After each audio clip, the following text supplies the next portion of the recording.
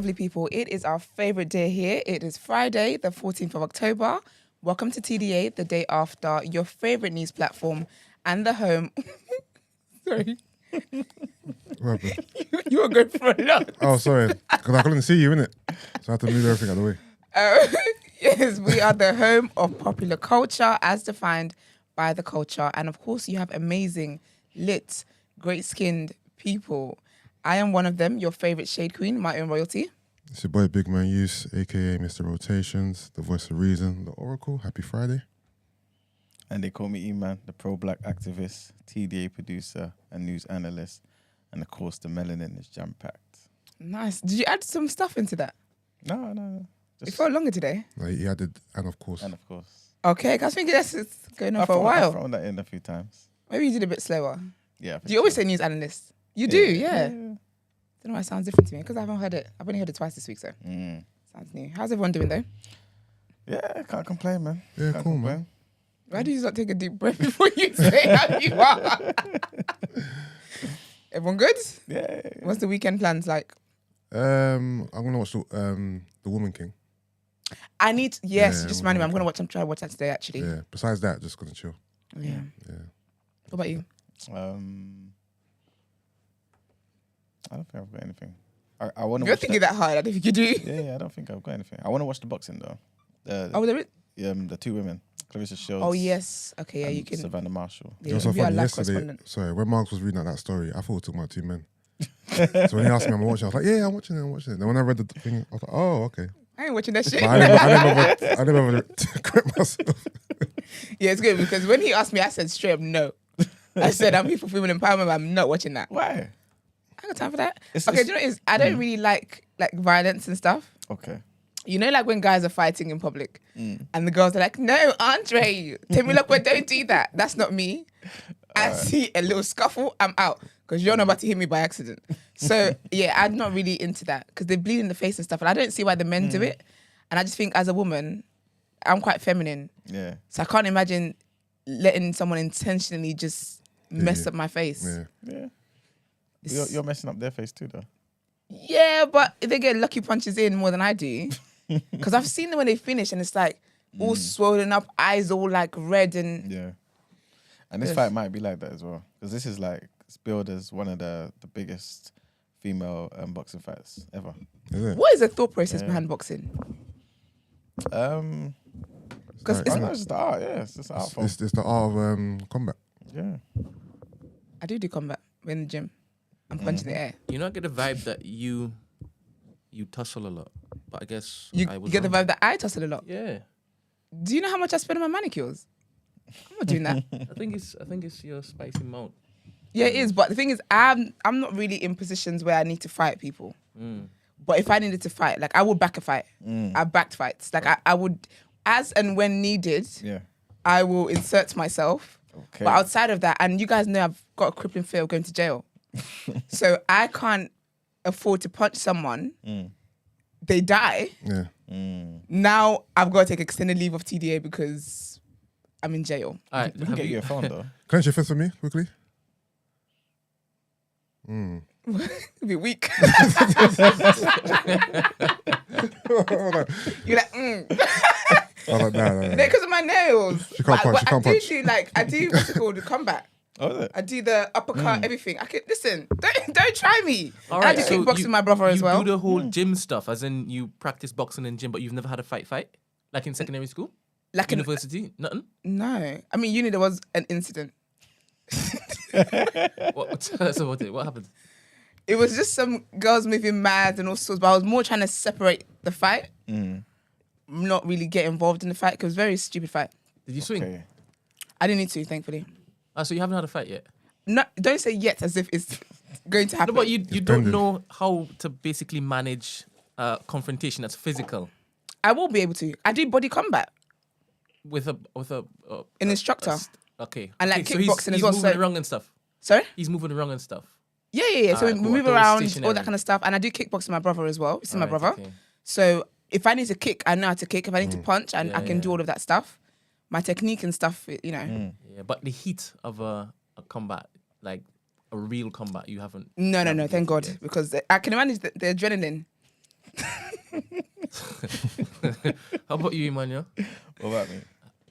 What are we talking about? No. What's the question though? Have you gone in the physical combat? Yeah, when he kicked I Finn said, in the of back. course. No, but that wasn't a fight. That was unprovoked. That was not a fight. I still don't believe you fight. did that. That's not fair. I think Yeah, but I of think I course started not. looking at you differently obviously that day. What? See what I'm saying? Because That's you what know Ben it's- does, you know. No. Do you know what it is? It's just the idea that everyone's just sitting there, just minding their business, and you just run up and kick a man in the back. See, that sounds bad, man. There was no other way to look at it. It is bad. Look at it as fun. Yeah, but even that is funny to me. What? Even that is funny to me because why was that your idea of fun? Like, what was the thought process behind doing that? Do you know the thing is? I don't fully remember the incident, right? Of course you did. It wasn't your back that was kicked in. Of course you wouldn't remember it. The victim does. I'm pretty sure Brent's kind of changed parts of the I story. doubt it. Can you Because remember know what I this way he said? does. Can you remember what I said? Pretty much, I just saw him there. I saw opportunity. I just ran and killed was him. a So a nice clean back. He said, you know what? It was a long hallway. What Long year hallway. of school were you guys in? When that happened, ooh. No, it wasn't in school. No, Was but it we were in school, adults? but like It our was in age. school. I mean, we didn't go to the same school as Cahill. What are you talking about? No, but what he's saying is like age-wise, we were in No. secondary school. I thought this happened in school. No. Okay. It Oh, no, happened no, on it a wasn't camping school. trip. With Okay. Christian camping trip. Stop it. It's no Bible camp. At what age? This was teens, though, isn't it? Like Yeah, secondary. 17, 16, 17, Okay. Yeah. maybe. Yes, it was young still. Even in Bible camp, did they do a deliverance on him But- after that? but Did he all- cry? No, who cried? The No, he kick- just the screamed. victim. Oh! He just screamed. This guy. And we kept on mimicking the scream after. Ah! That is funny. It was a long hallway, right? And to be honest, what happened was that there were two factions in that particular camp, right? Yeah. There was our faction, and obviously myself and Stephen, obviously and Emmanuel, we were in the cool segment of the camp. Yeah. And then you had other boys. So who we're in the didn't cool really segment. know. We didn't really know them because that was the first camp that we went to, right? And I guess it was the first church that we started visiting after going to our church for the longest while. Were you guys the coolest in the camp? What music? So 100%. No, coolest. Oh. I'm not saying that we're the coolest because we knew all the guys there. We didn't know all the guys there, Yeah. but when we came there, we were the new people. Okay. And we sat in the back, and they kept coming up to us and asking us why we are disassociating ourselves With with the everyone rest else. of the group. Yeah. And during like services, they'll be running around and clapping and doing all that stuff, and we would just be like, "This is not our style." Was this Yeah. was there Understand? celestial camp? No. No, it wasn't. It was That's when you said they were running it around was, clapping. it was that's why. Pentecostal. Oh, okay. Yeah. But anyway, so because we were the mystery people, we were the unknowns. Myself and Steve had accents, and we were tall. Yeah. Obviously, we were handsome, and That's obviously. there were Obviously. girls there. You just looked like competition to the guys, right? This is in Stowe, Waltham Stowe, yeah. So we didn't actually know much about the men that were there, other than Cahill, right, Yeah. who kind of brought us to church. But anyway, there was this back and forth with this group of boys, just like what boys do, and we were like, all right, cool, we're gonna kind of rush each other, like do pranks and stuff. Yeah. And our camp was dope, and their camp was just the other camp. So this particular time, we had gone, all four of us, myself, Stephen, Emmanuel, and Cahill, to go and cause some trouble in this particular room with a whole set of boys in there, right? And we told Cahill to go and check, be the scout to see like where they are, what they're doing, Yeah. and whatnot. And he was there. It's a long corridor. He was there, really engaged in the mission. We were just doing it for like jokey sake. Bands, yeah. We weren't doing that thing. We knew he would do it because he's listening to us like a mukmuk, right? So we've told him to go and scout. Yeah. The mukmuk. And whilst he's gone there creeping, we're bending up but not laughing loud for him to think. Yeah. And sometimes he would turn around and Yeah. with straight face, right? So he's gone down the long corridor. He's gone to the end, and he's kind of opened the door slowly, peeked in.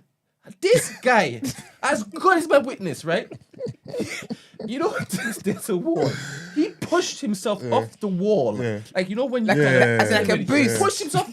Stephen and I did not expect this. Yeah. He started running stealthily. Yeah. And he was rapping back in the day. As obviously, Yeah. yeah. He just jumped with Bang! Tip guy's back collapsed in. And he went through the door. He's like, Absolutely ridiculous. Imagine. You know what's so mad? I can't even imagine you doing that, you know. And that's what's crazy. I to me. can't.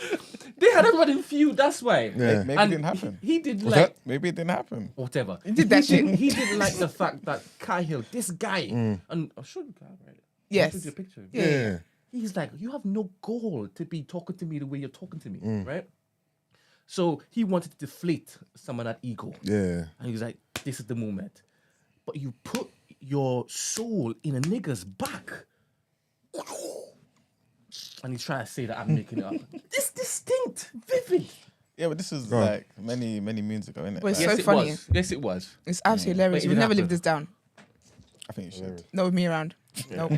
Yeah, but he never looked at Emmanuel the same again, man. Well, yeah, who will? Who could? Are you guys friends now? Are you actually? No, you weren't invited to the wedding, were you? Yeah, many moons ago, but he's still holding on to that pain, boy. Man. That is crazy, man. I love it. But all right, ready to get into our first headline? Yes. All right, let's do it.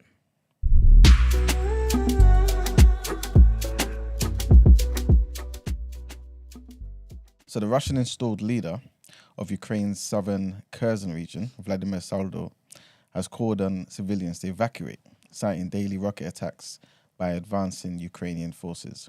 He urged them to save themselves by going to Russia for leisure and study and asked for Moscow's help. The call was later echoed by Russian Deputy Prime Minister Marat Kunsnulin in a message on state television. Ukraine rejects accusations that it's targeting its own civilians. Its troops have recently retaken some areas of northwestern Kherson, closing in on the regional capital. Mr. Kuznulin, who has special responsibility for southern Russia and Crimea, said, the government took the decision to organize assistance for the departure of residents of the Kherson region to other regions of the country. We will provide everyone with free accommodation and everything necessary. Speaking on the Thursday, Mr. Saldo said many towns in the region, including the two major cities of Kherson and Nova Kakhovka, were now under daily rocket attacks by Ukrainian troops. He went on to say such strikes are causing serious damage. He said urgent residents across the whole region, and especially those on the west bank of the Dnieper River, to evacuate to Russia or Crimea. So yeah, that's the first headline. And the second is more information on this Rwanda plan. So asylum seekers crossing the English Channel could be sent to Rwanda in as little as 3 weeks after their arrival. In the latest stage of the High Court legal battle over the controversial Home Office plan, opponents said that the timescales were unlawful and unfair. Charity Asylum Aid said the plan denies people a fair chance to make a case, but the Home Office said flexible timescales would in fact allow migrants time to present all of their arguments. No flights to Rwanda have yet left, and they will not take place until the complex and huge legal battle is finished. Last month, the High Court heard 5 days of arguments over whether the government had any actual power to send asylum seekers to Rwanda if they have come to the UK from a safe country, such as France.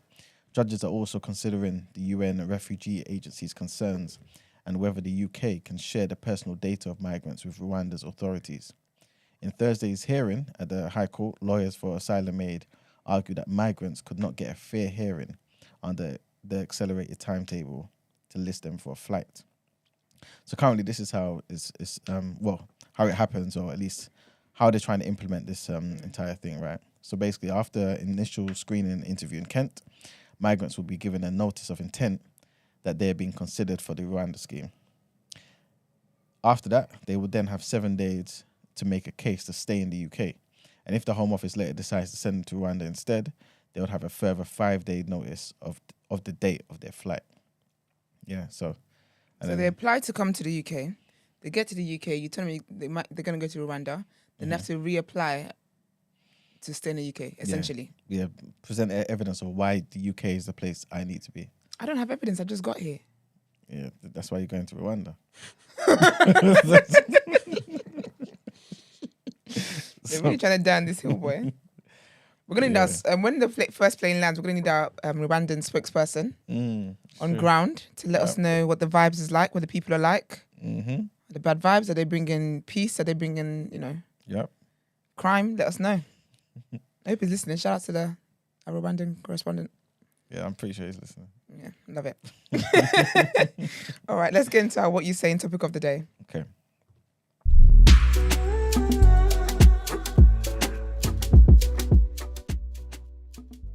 Listeners know, you are allowed to call in. It's fine. You can actually call in because a lot of you be having a lot to say in the comments about the comments in this room. So you can be part of the room and call in. The number is 075 64 841073. All right. So today's topic of the day was actually given by one of our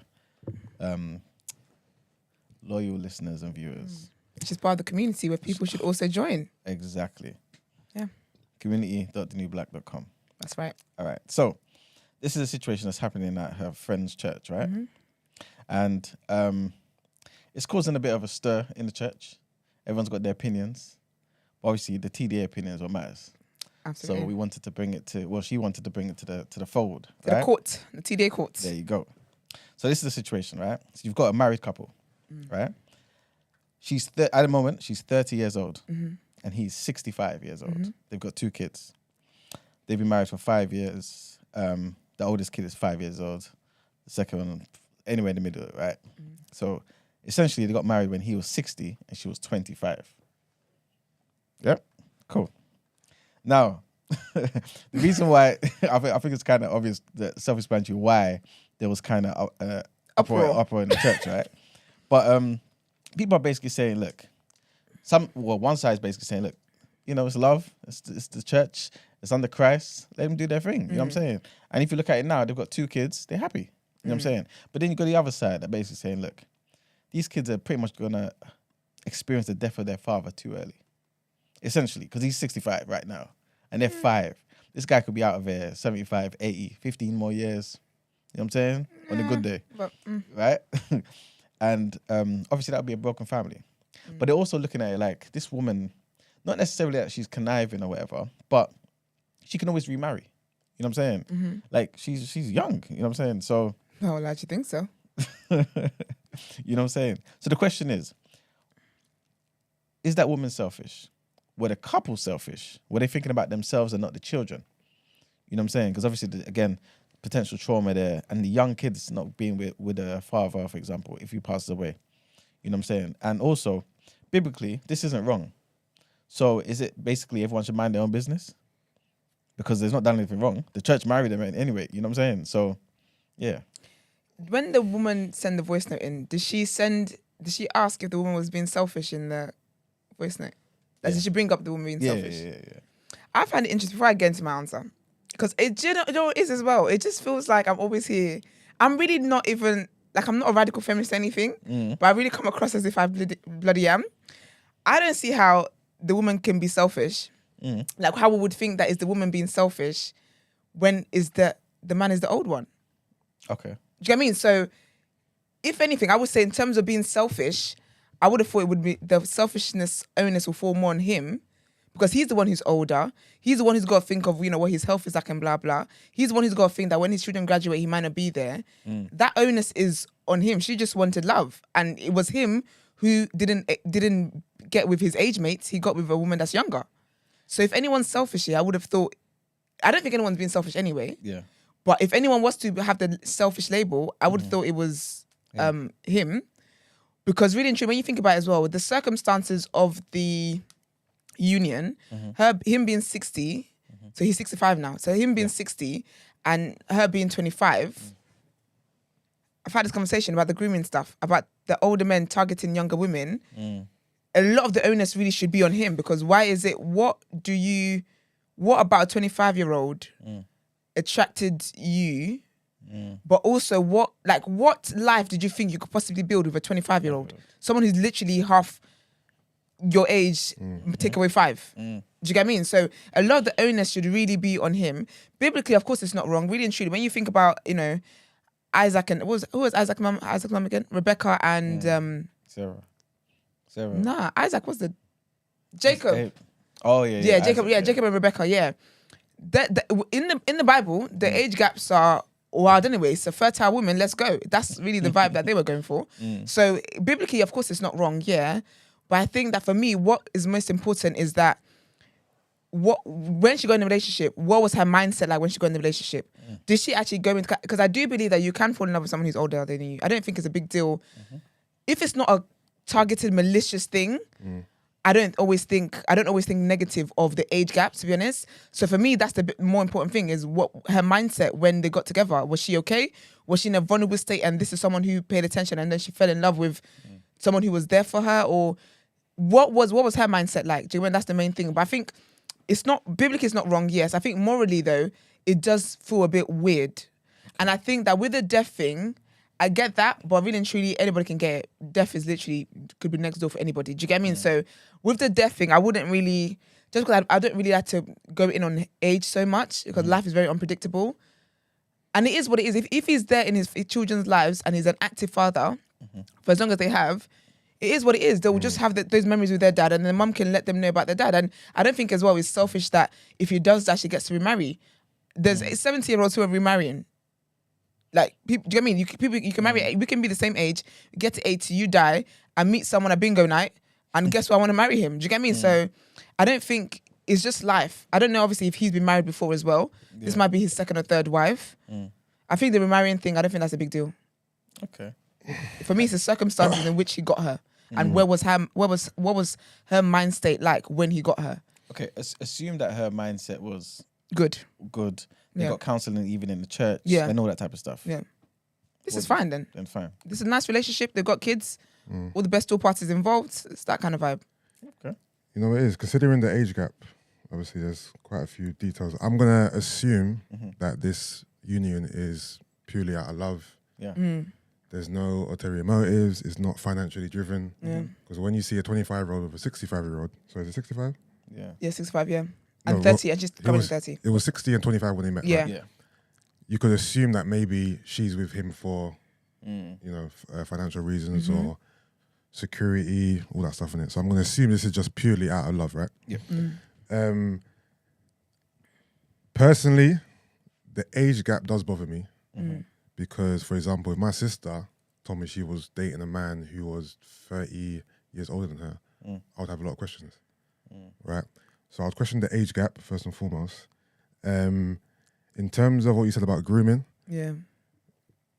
for me, a 25-year-old is old enough to make her own decisions. So even though she's way younger than him, I wouldn't put it underneath the guise of grooming per se.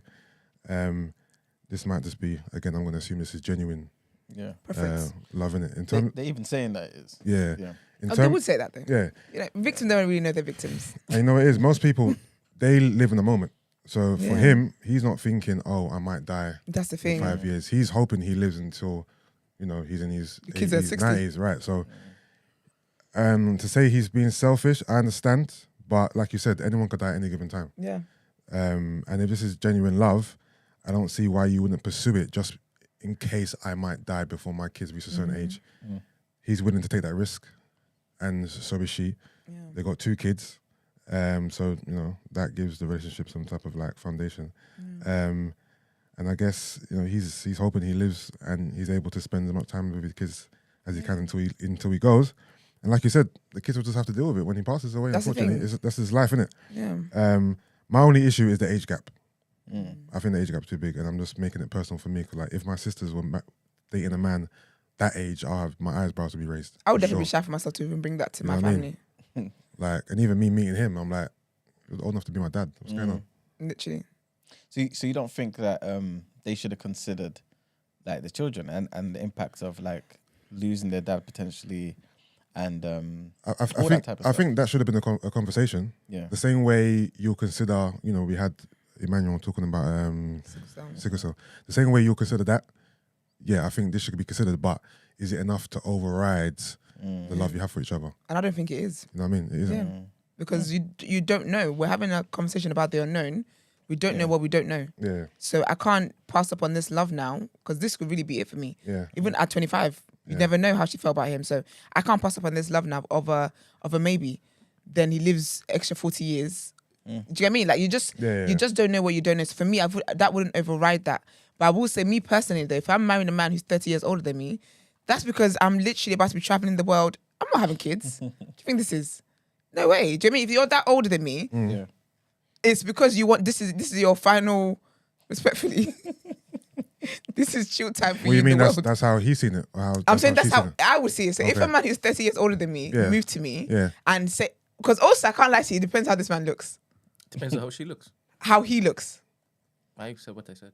That's great. How he looks. I'm assuming he looks good for his age. You have to look. If I'm dating someone who's like significantly older than me, Yeah. he's when you look at him, you can't tell his age. When I tell you his age, you're like, no way. Yeah. That's the kind of vibe. And so if I'm dating someone who's ridiculously older than me like that, in my mind, men who are like say he's 60, a 60-year-old man, moving to a younger girl, is because for him he sees her as fun. She's got more energy and she's fun compared to you, right? This is your whatever time of life you're living. Yeah. So for me, if you're dating me, it's because you want to have fun. Like you wanna travel, you wanna do fun things. So in my mind, kids don't come into that because that, caps the fun we can have. Yeah. But that's me personally. But I think it's about how they feel. Really and truly, people don't always like love is sweet, love is great. And not many people apply logic to love. They just go with the feelings and then they cross that bridge when they get to it. When they get to the bridge of, he passes away, she'll cross the bridge of having to explain to the kids. But like Yusuf said, it should have been a conversation, yes. But for me, I wouldn't think that's a conversation that's worth not going ahead with this if we really, truly care about each other and love each other. Yeah. So life is for the living. So basically, as long as the woman's in the right mental state, Yeah. right, and she's not being groomed and all that type of stuff, Yeah. love should be the number one. Yeah, because even like with the grooming stuff, I believe that I need to actually find out what the actual definition of grooming is. Because for me, it always depends on the circumstances. Like, so I can say with me, I can't be duped into loving somebody that I can't be manipulated in love. So I guess, okay, maybe it's not grooming. I guess grooming is more when you're younger, I guess. But with her, it's whether she was manipulated in this situation. Because I do think that even at 25, 27, 28, depending on what your history was like. For example, trigger warning, if you're someone who's, been abused by your sexual partners before and whatever, stuff like that affects your mind. It affects the way you see things. It affects the way you are in relationships. There's a lot of women who are even married, who are like in their 40s, who have very low self-esteem and all that because that is what their abuser has always reminded them that that's what they are. Do you get what I mean? So you can even at like age of 40, if you meet someone who's 80, you can actually not even 80, you can be 40 and meet someone who's 45 and you can still be manipulated in the way that this relationship goes. Do you get what I mean? It really depends on the person's kind of past experience. So when I say grooming, I mean more manipulation when it's an adult. So for me, as long as that wasn't the case, as long as he didn't target her and saw that she was someone who's vulnerable or like she's someone who's shy or like very reserved or whatever, and he intentionally targeted her for reasons other than just being attracted to her and wanting to do life with her, I think love is what is important here. And of course, the sickle cell stuff, the health stuff and whatever. If he knows he's on his way out, as in like the doctor told him he's got 1 year to live, or like 10 years to live, and he didn't share that, for example, and he's out here having kids with her, then that is very selfish. Was like, so say you was in that church, right? Yeah. Would a part of you think to yourself, this woman's got some ulterior motives here, like the person said, right? The listener said, like she feels as though she's selfish because it's like I can gain everything here. So let's just say this man's got a house and all that type of stuff already, right? Since you're married or whatever, she would be, she would basically gain everything that he's got, right? Yeah. And then on top of that, she can then go and marry to somebody that's more her age. Yeah, that's fine and though. just live life normally. Is that a bad thing though? I guess because it kind of speaks to maybe there being another motive. Yeah, you know what I'm saying? I have one life. If I need to get as many husbands as I want to get, that's not a bad thing. In my mind, that's not a bad thing. If she did get with him and she's like, you know what, he might die soon, and I'll get to remarry again. What's wrong with that? She just experiences more love. I don't think. No, I genuinely don't think it's a bad thing. I think to go in to the situation with that being your intention is wrong. Yeah. As in to look him like, okay, cool, let me have a few years with him, and then once he's gone, because you're not coming to the situation pure. Then you're coming in the situation with a motive already, which is to enjoy him for the time he's here, and then remarry once he's done, once he's gone. But isn't that love though? Because when you think about it, with him even being the age he is, Yeah, I'm sure it would have occurred to them that, you know, he might die. If we go by nothing crazy happens, he would die before she dies. Yeah.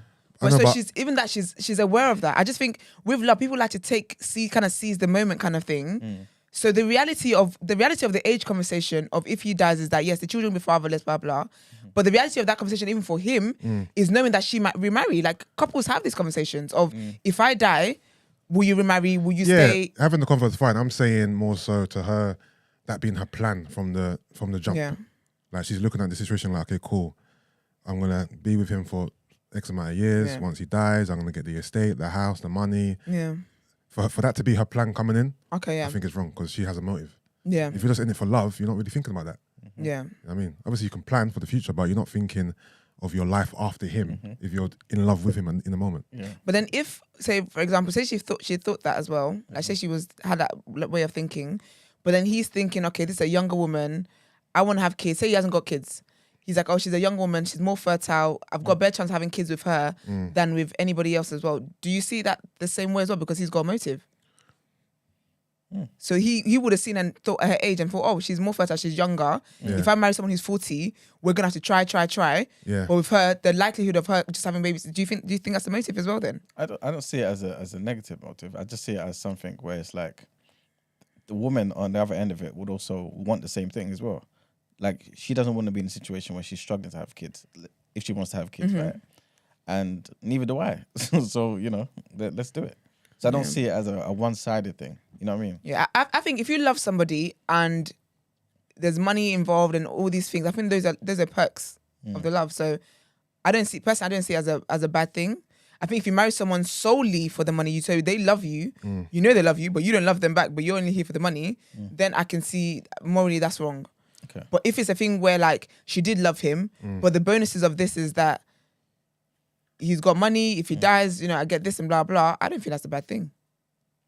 Do you feel like how he looks makes a difference as well? Absolutely. Do you know? How she looks. All right. No, it's Are you saying that in both. the mic? It's both. Yeah, both. Yeah, of course. But the fact he's with a 25-year-old, he's fine. You have to be honest with yourself. If I'm gonna be with a man who's older, I can walk in here, yeah, with a man who's like, how old am I? I'm 27. I'm with 50-year-olds. If he's looking like Morris Chestnut, I don't care what nobody's got to say. I'm with. That's my mate. I'm gonna stick beside him. You know, I she might be really from the believe village, it. you know. Sorry, She might be from the village. I don't know what village. I know you've never been to a village in your life. So why you reference I have villages all the time? villages in Trinidad, we talking about. Oh, you have villages in Trinidad. We do. Oh, that's cute. Yeah. It's very lovely. Yeah, to be fair, this situation will make more sense if we knew What they look like. what they look like, With the whole bag of where they're from, and But then sometimes you know what I though, mean? I can't say We're it. Never mind. thinking it's a I can't even say 30-year-old young lady like you. It may not be at all. That's Yeah. what I was. Like, I'm glad you said that, actually. Yeah, carry on, Brent. What else we I'll got to finish. add to that? No. I finished. Yeah, like I don't think this is someone who was born in this country and was born and raised here. Now that I'm thinking about it, this is probably someone who came over, not too long ago. Because in my old church, right, you had this white man who looked like he was knocking on death's door, right? And he wasn't even 60 odd. He was 40 something, but he's just like withered. And he went to Withered. I think So it was rude. Kenya. And he came back with a fresh one. But like she looked like A fresh one. Yeah, because let's be honest, we She all looked know like a fresh one. She didn't look. a lot of people, she looked right? like a fresh one. Do we know anyone of Do you want the who's- papers? who's in this type of situation that's born here, who's 25, 30, and is with someone who's 30 years their senior? Yeah, because the girls are just using it for No. sugar daddy vibes. They're not marrying And we them do know and having in kids. situations it's more so financially motivated. Yeah.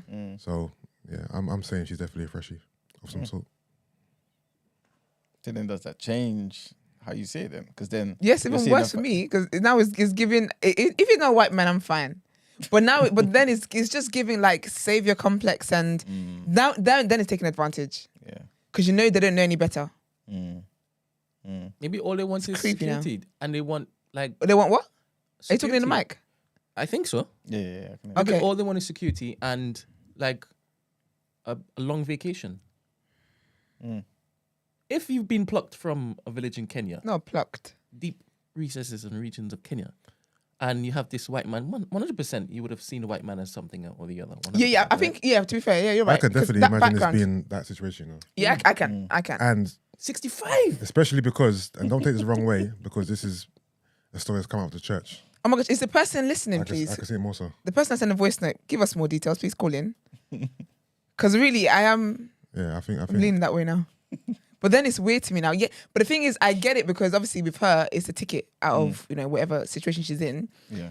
But with him, it's just like, oh man, it's targeted now. It's a bit weird. But ladies are here. If you're gonna be with, the ladies are already here, got the papers and stuff. If you're gonna be with an older man, he's got to look the part. So say it was your friend. Wow. Let's just use Akuya, for example. Yeah. Echo is not gonna appreciate this. Sorry, Akuya. But Shit, listen, it's all right. let's just say Akuya was like, oh, you know what, Esther, I found this guy, God-fearing guy, handsome, like he's got some grays, but I like the silver fox look, right? And okay, cool. Introduces you guys at one of you lot's brunches, right? And you see that this guy is 60. That's the problem there. I can see he's 60. All right, cool. Let's just say he looks a nice 45, yeah? And she's like, oh, he looks great for his age, right? He's actually 60. What are you thinking? Everything that you said 5-10 minutes ago, are you thinking that now? It's fine, it's love, I'm like, oh. No, do you know what is in the moment where he's there? I'm like, okay, that's cute. Then we'll have a private brunch, and I need to get into the I need to know why is this man? I would definitely. I can't watch my friend throw away their life. Throw away their life. I know the market is tight, but there's a lot of good-looking men out there. I can't watch you do this. Why? I need to know that I will have to get into this. I can't just be like, oh, this is lovely, I support it. I can't just support what I don't know about. I need to know more about it. Then I can decide whether or not I can support it. So there is a chance you could actually support. I need to know.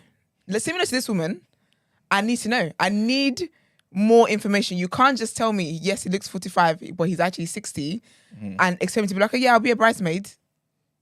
What I'm saying is, there is something she could say that would make it be like, this is a great union. I'm so happy for you. Yeah, because you know what I've learned about my friend, and this is not just a queer, I mean in general, what with women.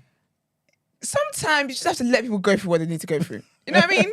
Because you can give someone advice from today to tomorrow and they're still going to do whatever they want to do. And sometimes, as a friend, over the years, I've learnt to say my piece, accept that people are not going to accept what I've said or see what I'm seeing, and let them go through it. You go through the motions. And I think sometimes you can't really see when you're the one in it. So go forth. But I would definitely have to get to the bottom. I'm not just going to accept that and be like, oh, that's lovely. Nice to meet you, Tunde. Uncle Tunde. I'm not calling him uncle. You lost your uncle rights the moment you started dating my friend. He's definitely Uncle. Uncle? You lost those rights from the moment you start. You lips my friend. Ew, I don't want to see that. So basically, correct me if I'm wrong. When it's someone else, it can be okay.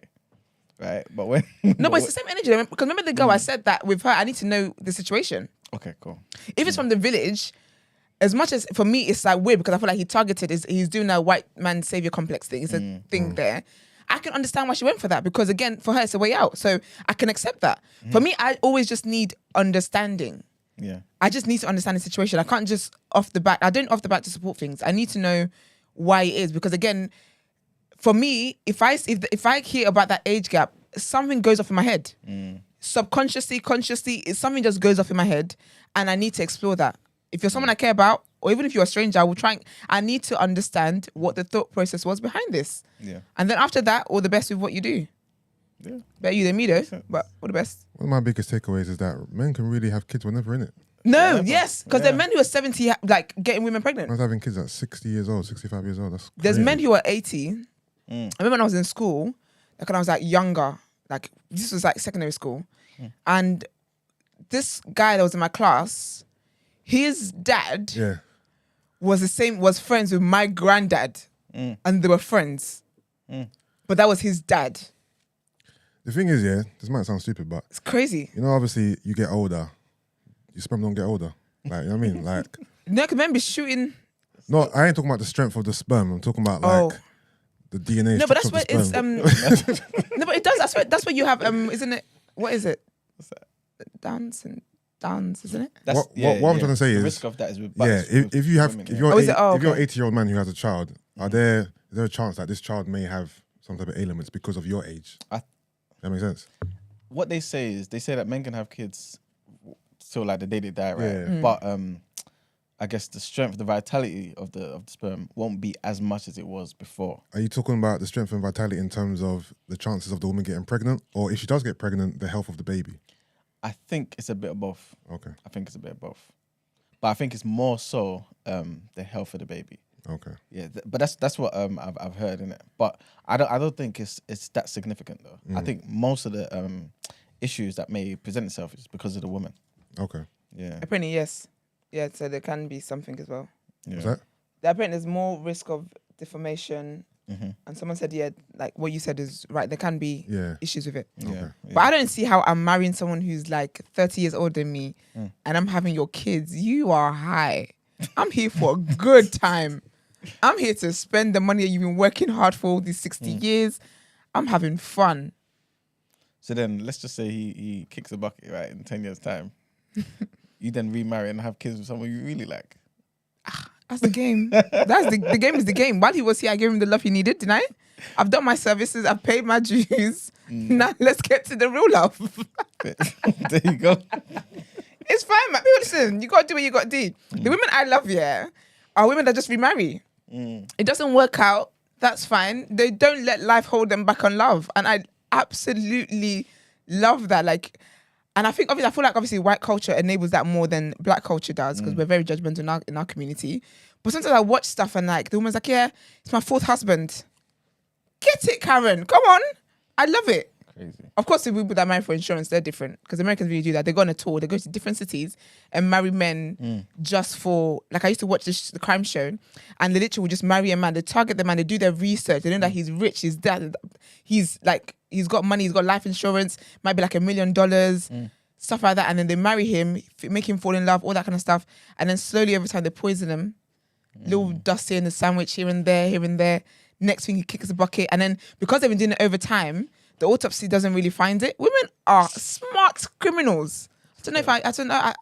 I appreciate it because then they kill her over time, and an autopsy doesn't like get it basically all the time, and then they just go and they cash out, move to another city, move to another state, we go again. A lot of times they're caught because this is like their fifth marriage, and every husband you've had has died, and every husband had life insurance. Ma'am, something's not right. Do you know what I mean? But I'm here for people remarrying. I'm here if your marriage doesn't work. Because life, you have to just enjoy life. Yeah. I'm not going to be, you're dead and, respectfully, you're dead and gone. If I have another man knocking on my door, I'm answering it. I can't be out here just single. Someone doesn't know I exist I anymore. don't think anyone expects someone not to get remarried. I think it's just plotting to get remarried while you're still in a relationship. I feel like the people that don't expect to get remarried, they're thinking that our love was so strong enough that, like, some people are upset. So you see how, some people, they don't like when they marry somebody or they get with someone, the fact that person's partner has passed away. And so, like, say the person then goes to like the grave and puts flowers and stuff like that. There are actually some people who are very like bothered by that because like, oh, you used to got a hold on the person. Yeah. The person's dead. You know what I'm So in the saying? same way as well, there's people who it's like, are you gonna remarry when I leave? That they don't want you to remarry because it's like, oh, like hold on to our love forever. Story, getting married, bruv. So who are the smarter criminals, women or men? Women, Yeah, for sure. because people don't think women commit crimes and they really be committing the maddest of crimes. Because most men don't expect badness from women, innit? So that's their saving grace. Yeah, you underestimate it. Like Esther could be getting up to a madness. You no one would don't ever, have a clue. No one would ever think about it. No one would ever even know. You would never know, And that's what's so dangerous. and that's what I love. So somebody in the chat said, if you're a man having a baby at 80, that baby is born 45. That's what I'm saying. Birth for some old ass babies, man. Some ugly babies too. Have you seen them babies that come out here and they've got they look fed up? You just got here like a minute ago. I I would be so upset if my baby come out looking like that. Like, what's wrong with you? You ever look at, you know how obviously you look at baby and it's obviously polite to say, oh, your baby's so cute. Yeah. If the baby's ugly, you're not going to say it's ugly, but do you tone down your, oh, that's cute if it's ugly? I don't even say it at all. I say, oh. Oh, is it? I'm like, oh.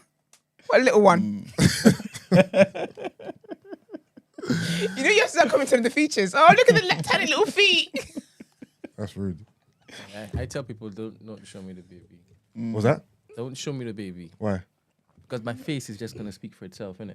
Oh, wow. I can't say, oh, that's cute. I can't Is it? lie like that. I can't lie like I that. can't lie. So I'll be like, oh, I can tiny little fingers. Like easily, man.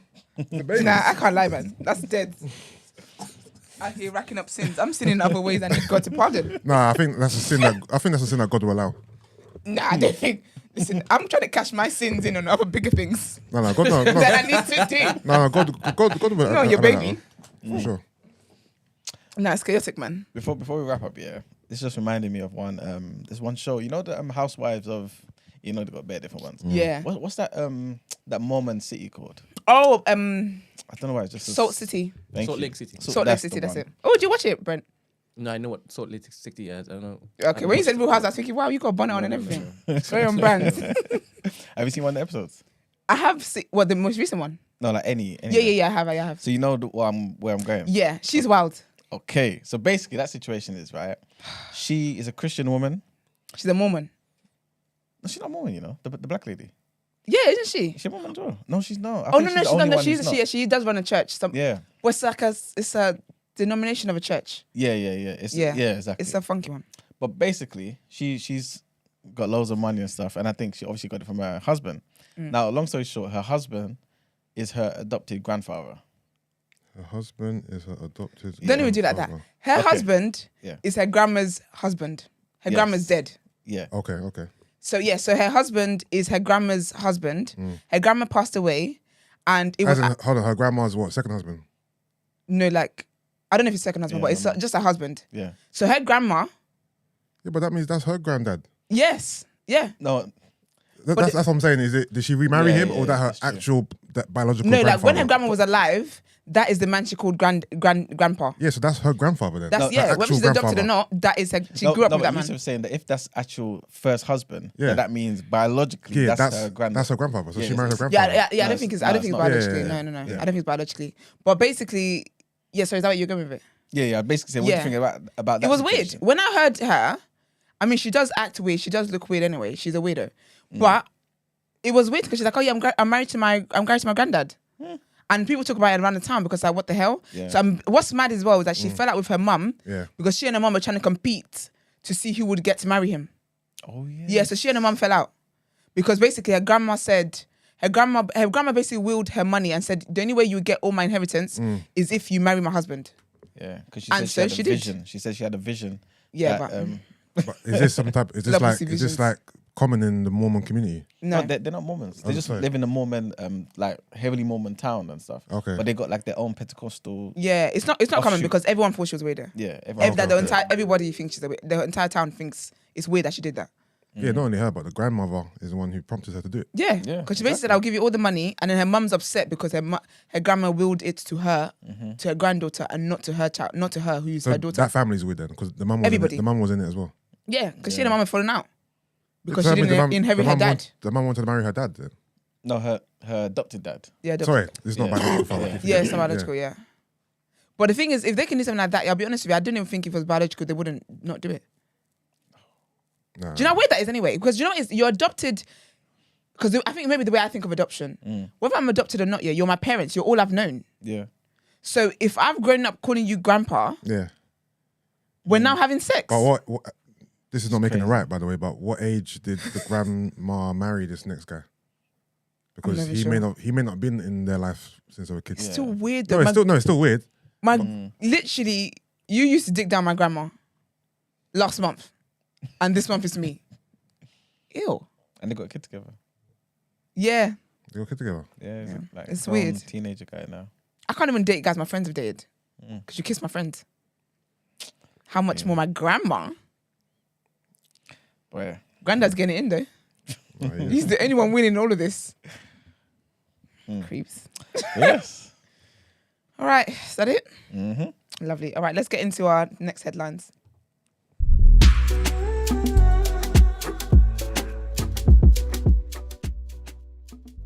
Government. Never mind. Okay.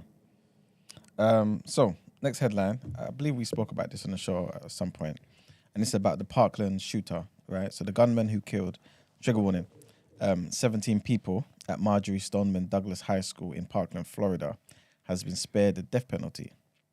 Sorry? He's been spared the death penalty. Yeah. So a jury recommended that the defendant, who's 24, should instead spend the rest of his life in prison for the 14th of February 2018 shooting. Family members of victims were visibly upset and angry as the decision was read out in court. A sentencing hearing has been set for the 1st of November. So the gunman, Nicholas Cruz, pleaded guilty to the murders in October last year. It was the deadliest mass shooting case ever to reach a jury trial in the US. The verdict sparing him from capital punishment was described at a press conference afterwards as unreal and wrong by relatives of those killed. Fred Guttenberg, whose 14-year-old daughter Jamie was among the students killed, said, "I could not be more disappointed in what happened today. I'm stunned. I'm devastated. There are 17 victims that did not receive justice today. This jury failed our families today." The jury's decision was also a blow for prosecutors, who had repeatedly sought to prove that the crimes were cold, calculated, and premeditated, and met Florida's definition of aggravating factors that warrant the death penalty. A unanimous decision would have been needed to issue a death sentence. As each of the 17 counts were read out in court, it emerged that while jurors agreed there were factors that would warrant the death penalty, at least one juror believed there was also mitigating factors that instead warranted life in prison. And what factors were those? But who knows, man? Being white. Yeah, man. It's mad, man. It's sad. And our second headline is something that I think we've probably seen about on social media and stuff. And this takes us to Jamaica, man. And the fact that they banned certain types of content on TV and radio. So Jamaica's Broadcasting Authority has banned content that glorifies illegal activity, such as drug and gun use. The new rules cover TV and radio, including music, and list specific topics that are off limits. So scamming, drug abuse, and the illegal use of firearms cannot be promoted, and swearing or near-sounding replacements are also banned. But the strict nature of the ban has been criticised by some artists who argue music is a reflection of life. It comes amid high levels of violent crime in Jamaica. In 2021, the island nation had one of the highest murder rates in Latin America and the Caribbean. But the broadcasting agency says the use of public airwaves to broadcast songs that glorify illegal activity could give the wrong impression that criminality is an accepted feature of Jamaican culture and society. All forms of illegal or criminal activity are now prohibited in an effort to help keep the airwaves clean, it said, and station operators are required to take immediate steps to comply. Concern that offending content could normalize criminality among young adults and vulnerable and impressionable youths was also cited as a reason for the changes. This is not the first time, however, that some music has been banned in Jamaica. In 2009, regulators banned music promoting sex, violence, murder, or arson. And this was around the time when, everyone was doing the daggering. Yeah. That was wild. So the Broadcasting Commission's statement said that while there had to be regard for freedom of expression, content promoting criminality conflicted with the tenets of responsible broadcasting.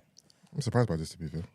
You are? Interesting. Yeah, I thought this was going to go somewhere else. I didn't think Jamaica of all countries would ban this kind of Guns. stuff. Yeah. Isn't Jamaica a violent country? I mean, Brent? Jamaica? Yeah. 100%. The So- entire Caribbean. So what's the thought process? This is weird. Of banning content that glorifies illegal yeah. activity because they want to curb it. yeah. Oh, is it? Okay, fair enough. It used to be one of the highest murder rates in the whole world. Yeah. Yeah. I think I'm more surprised at maybe the timing. Like, why now? Obviously, any time's a good time, but I'm interested to know why, like, what prompted them to do this now?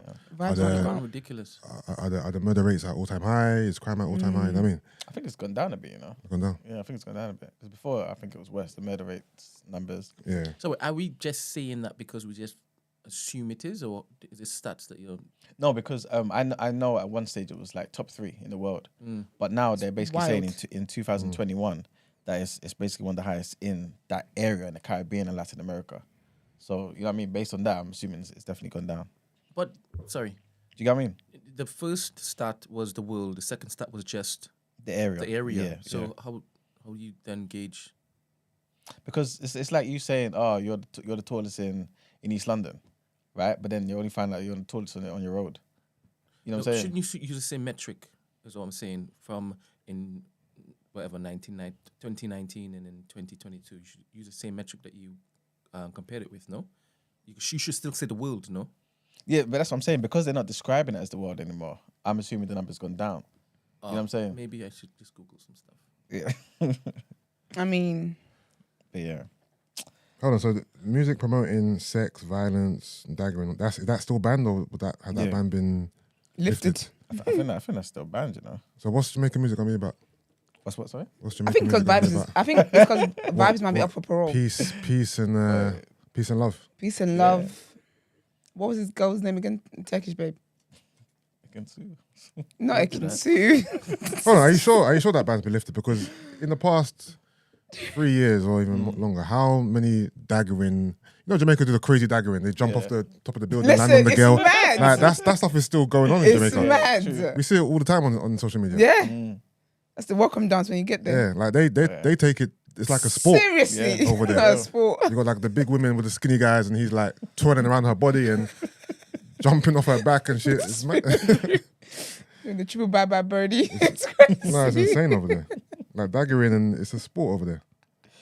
Do you know, when I go to Jamaica, I'm looking forward to that. I hope they do a welcome dance. Oh no, yeah. Because those are the funny. Can you dance, Brent? Me? Yeah. Yeah, I love to dance. I don't know if I answered your question.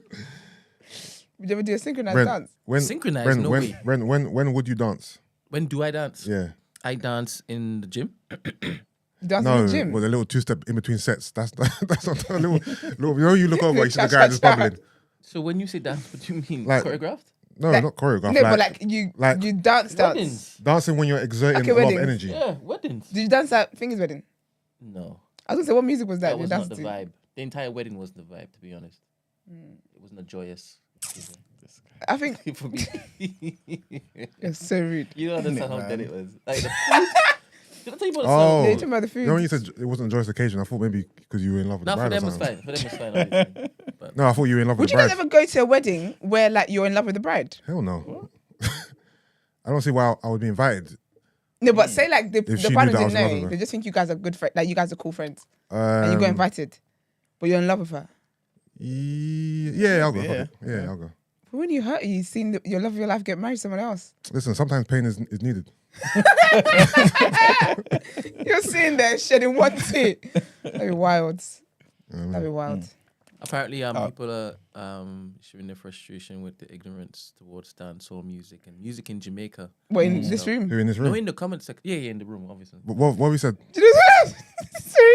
I guess the vibes was just that as you touched on, you're gonna get darker. Oh, This was just- oh, the First welcome of dance. all, I didn't say I want to get did jacket. you mean at the airport? I thought you meant once you go to a rave or something. She meant as you. Oh, you meant as soon as you land down, you get daggered at the. Whoa, Baggage whoa, claim. whoa. Okay, first of all, Is that what you talking about? no, wait a minute. I'm not trying to get jagged at all. First of all, let's put that out there. But no, I've seen people's when people go on holiday, like people's vlogs and stuff, and like in the hotels and stuff, there's people like dancing and stuff. Who? What the staff? Oh, you talking about people who? You talking about people who are on holiday?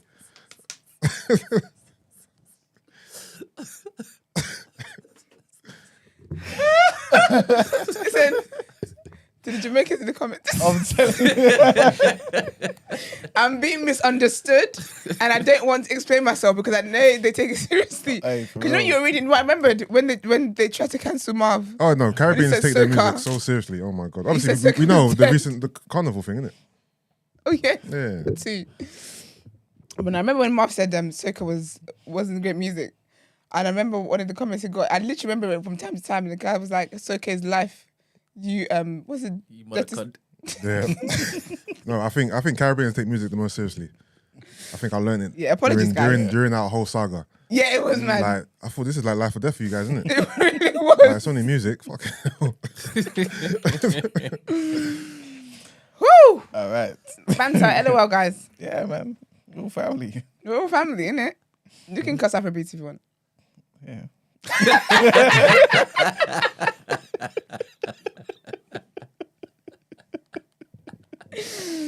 Oh, Oh, dear, man. This is silly. All right. So, next headline, and this is somewhat of a serious one. Yeah. Well, we'll see. So, Jimmy Carr, you know the white comedian guy. Yep. He's facing more criticism for his new show. So, a new Channel 4 show in which a studio audience will decide whether comedian Jimmy Carr should destroy a painting by Adolf Hitler has been criticized. So the channel has bought works by Hitler and other problematic artists to be used in the show, which is called Jimmy Carr Destroys Art. The show is intended to debate whether it's possible to separate a piece of art from its controversial creator. But the Holocaust Memorial Day Trust called it deeply inappropriate and said Carr was an inflammatory host. Earlier this year, the comedian was heavily criticized for performing a routine about the Holocaust in his latest Netflix stand-up special. The Channel 4 show, to be screened later this month, is also expected to feature artworks by Rolf Harris, who's the former entertainer who was found guilty of sexual assault of underage girls, and sexual abuser Eric Gill. Channel 4's director of programming, Ian Katz, told The Guardian that Carr would host a televised debate about what to do with the pieces in question. He said there are advocates for each piece of art. So you've got an advocate for Hitler. There'll be someone arguing not for Hitler, but the fact that his moral character should not decide whether or not a piece of art exists or not. But Holocaust Memorial Day Trust Chief Executive Olivia Marks Waldman said, "There's nothing entertaining or laughable about Hitler or the murder of 6 million Jews and the persecution of millions more. The show was making the Nazi leader a topic of light entertainment," she said. And she also added, "This is deeply inappropriate and at a time of increasing Holocaust distortion, dangerously trivializing it. The question of how far art can be linked to its creator is an important one, but this program is simply a stunt for shock value and cannot excuse the trivialization of the horrors of Nazism." Channel 4 have not responded to her comments. This is a terrible show idea. Why did you say that? Don't you think it's something that can make us like kind of actually think about No, like how we can separate it? Do you think it can be separated as in the art from. from the creator? I think it can, but I just think I'm imagining this show playing out in my mind, and it just seems like a terrible idea. It just seems like a poor concept. I don't know, but yeah, no, I do feel like you can separate art from whatever heinous crimes a person's done. Yeah. But in this format, it just seems a bit. It seems a bit skewed. It seems a bit weird to me. Do you see it as this definitely is going to be one of those where people are laughing and joking about this? As in the show's going to be a hit.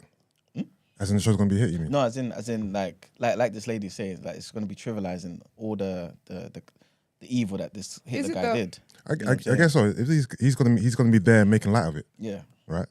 Yeah, but people make light. That's what comedians do. They make light of everything. Yeah. I don't think someone making light of something doesn't take away from the seriousness of the thing. When comedians, trigger warning, when they make jokes about rape and all that kind of stuff, I don't then think, oh, rape is just a bit of fun. I still know that it's still a hideous thing to do. Do you get what I mean? Yeah, true. I just think that, actually, never mind, this work got widely cancelled. Never mind. Nope, not me. Yeah. Ben, what do you think? I don't actually know the story. I wasn't listening. I was doing something.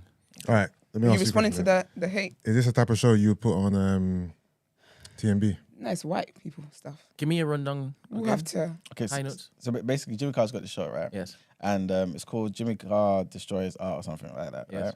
And basically what it is, they get pieces of art that were made by controversial figures. Yes. So maybe ex-rapists, sexual Yes. abusers, killers, things of that nature. And why do all these people have art? Why are they all artists? Because I was going to say, I was more shocked by the fact that Adolf They need Hitler creative outlets. was a painter. So in the midst of killing people he was killing, he was painting as well quickly. Yeah. Sicko. It's not a full-time job killing. You would say you got spare time. Ask Wiley how that worked Pick up out for some him. hobbies. But yeah, Yeah, so basically that's the idea behind the show. And what's he doing with the art? Destroying it. Yeah, so he's asking the people. So you're gonna have advocates for destroying the art and advocates for saying no. Like, why are you destroying the art, man? Okay. Right, you are right. is It's a this stupid an show. original copy of the art, or this is? That's to be a original. fake. Yeah, so no. So they actually bought the actual This art. show, this White show, this people show have is so this, much this money is a terrible to idea. spend. No, but all it makes me realize is white people's lives are so nice. This is what the show there is. The show is crap. This is the show to buy, and I bet you those arts, they're worth like stupid amount of money, Yeah, potentially. and yeah. it's just to destroy it, and Listen, that's the show. I got a show. It's called R. Kelly. Yeah, the rotation. I'll play R. Kelly's music, and you guys can decide Keep what or songs destroy. are in the rotation and what's not in the rotation. That's a stupid idea, no? No, because a lot will be in rotation. Wait. Man whispered on mic. Yeah, entertainment. Nah, yeah. white people's lives must be lit to be white. Well, I wouldn't choose it though, but still, Yeah, I think Yeah. people would tune in, to be honest. of course they will. It's a stupid show. Yeah, they definitely would. I think it's a stupid show. But yeah, Cool though. that's the situation, and yeah, that's the end of the headlines, guys. So wait, sorry, are they trying to cancel him then for? Or are they trying to just ban the show? Yeah, I think they're trying to ban the show. Not him. To be fair, Because if a black content creator did that, yeah, they'd But be like, he's oh, the not fact that you could responsible even for this, think right? of that. Is he the producer? No, Come up with no, it, or is he just the host? he's the host. Yeah, so it's not really on him, is it? Yeah, but people don't. It's not on many him, people ever but- care about that. And he's very controversial anyway. but if you're the face of it, He's then risque. you're gonna get all the slack. But do you know what? My first word on road addresses this idea because people don't really care. But I'll get into it. Mm-hmm. All right, let's get into word on road.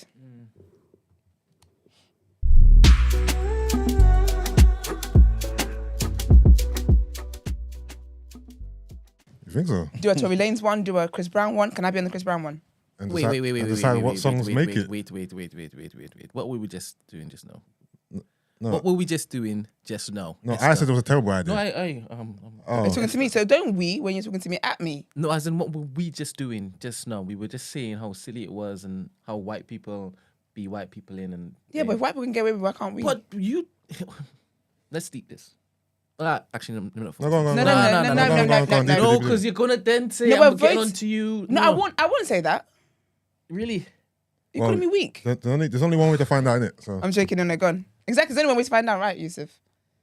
Go on, It's- King. So for our community, it's gonna cause more damage us doing this R. Kelly thing, right? Okay. And you be up for that as a good idea. But with them white people doing them white people stuff, you have a problem with it. Yeah. I didn't understand how Because that. I'm black. No, but you're okay with R. Kelly running. First, I'm not okay with R. Kelly running. Let's make that clear. But I'm here for black content. I can't relate to white. I can notice that white people are doing white dumb stuff, but I can't wear it on my head because I'm not white. I don't know if you understand what I'm trying to say. You don't, do you? You can speak it to the mic. You always got a lot to say. No, don't speak. This is word on road. Come on. I just don't think it's a good idea. That's fine. And that's okay. You don't have to do it. Okay. Rotation's not my show. Is that settled? Yes. Is that bonnet you got on today? Very dramatic today. I don't know what's going on. Everybody, I have my bonnet on. Yes, they know. He's got his bonnet on. So he's been acting like a bad bee all day. Anyways, so talking about that and, you know, what people really care about and blah, blah. So the British public, the nation, have actually turned against Holly Willoughby and Philip Schofield. So if you guys remember the Q gate Yeah. and how they allegedly jumped the queue and whatever. So basically, they won at the National Television Award yesterday, Best Daytime Show. They were booed. Oh wow. And personally, I would say that I would be offended by that because it's my peers in here. Do you know what I mean? It's not as if like it's the public. It's my peers. So when they announced that, they obviously read out the nominees before they announced the winner. And when it was their name, literally they got booed. they got booed by the other celebrities. Yeah, everyone in the room. Wow. That's a bit But mad, you know. what's cheeky for me is the fact that, yeah, if you lot were going to go and see the Queen's body too, you would have got queue jumped too. So what are you talking about? That's what people do, though, isn't it? So why are you exactly? So why are you boo me? Because that's what I was saying when you guys mentioned about, you know, he's just the host. He's not the one responsible. With them, they're hosts of a show. They had to do their job the next morning. So They literally got escorted to the front. Mm-hmm. They weren't really and truly people that should be, people should be upset with are the ones who said, no, you guys go to the front. It's crazy, but yeah, they got booed anyway. And then when they won, obviously they felt a bit awkward going up because it's like, yo, just booed us kind of thing. But they didn't address it. But Holly did leave early. So usually, apparently, she'll stay till like the end and have a couple of drinks or whatever. But when they won their award, 30 minutes later, sis was out. But winning their award anyway, I think they win it every year. You know how it is in these spaces. So what's his name? Philip said, please don't think we ever get complacent, and please don't think we ever take it for granted. This means so much to us every year, especially this year. We have the best boss. And then Holly said, this morning the show has a very special relationship with you. You make our show for us. You really do. All these guys on the stage here, Alison Hammond, Zema O'Leary, Rochelle Holmes, Vernon Kay, Josie, everyone, thank you all for your support. And yeah, and then she also went on Instagram and said, thank you. Holy moly, we love you. At This Morning, you are the best team. You work so hard to make the show what it is. We'd want to thank each and every one of you for voting. You have made this night an absolute dream. Thank you also, the NTAs for having us. And yeah, I just thought it was interesting. The way this country takes things. So you people are taking taking paracetamol for someone else's headache. I actually can't believe they got booed over a queue jump to see the Queen's body. That's how people That's mad. view the Queen. That's wild. Because people upset because, they were waiting 14 hours, but if you had the status, you would have been right in front. I was just thinking, how do you get nominated for this award? I think next year we need to turn up. Man. They wouldn't let us in the gate. Not after our comments today. For real. All they need to do is to watch the episodes after the Queen died and see, and that would literally be that. But no, but I think with these things as well, it tends to be the same people that win all the time. Like I know, like with Ant and Dec, there's an award they've won for like 10 years, like 11 years. Do you get what I mean? Even when 1 year as well was extra cheeky because they weren't even on air. Because one of them had the alcoholic, he was in rehab, and the other one, obviously, they and their duo act, so they didn't work. Even that year, they still won.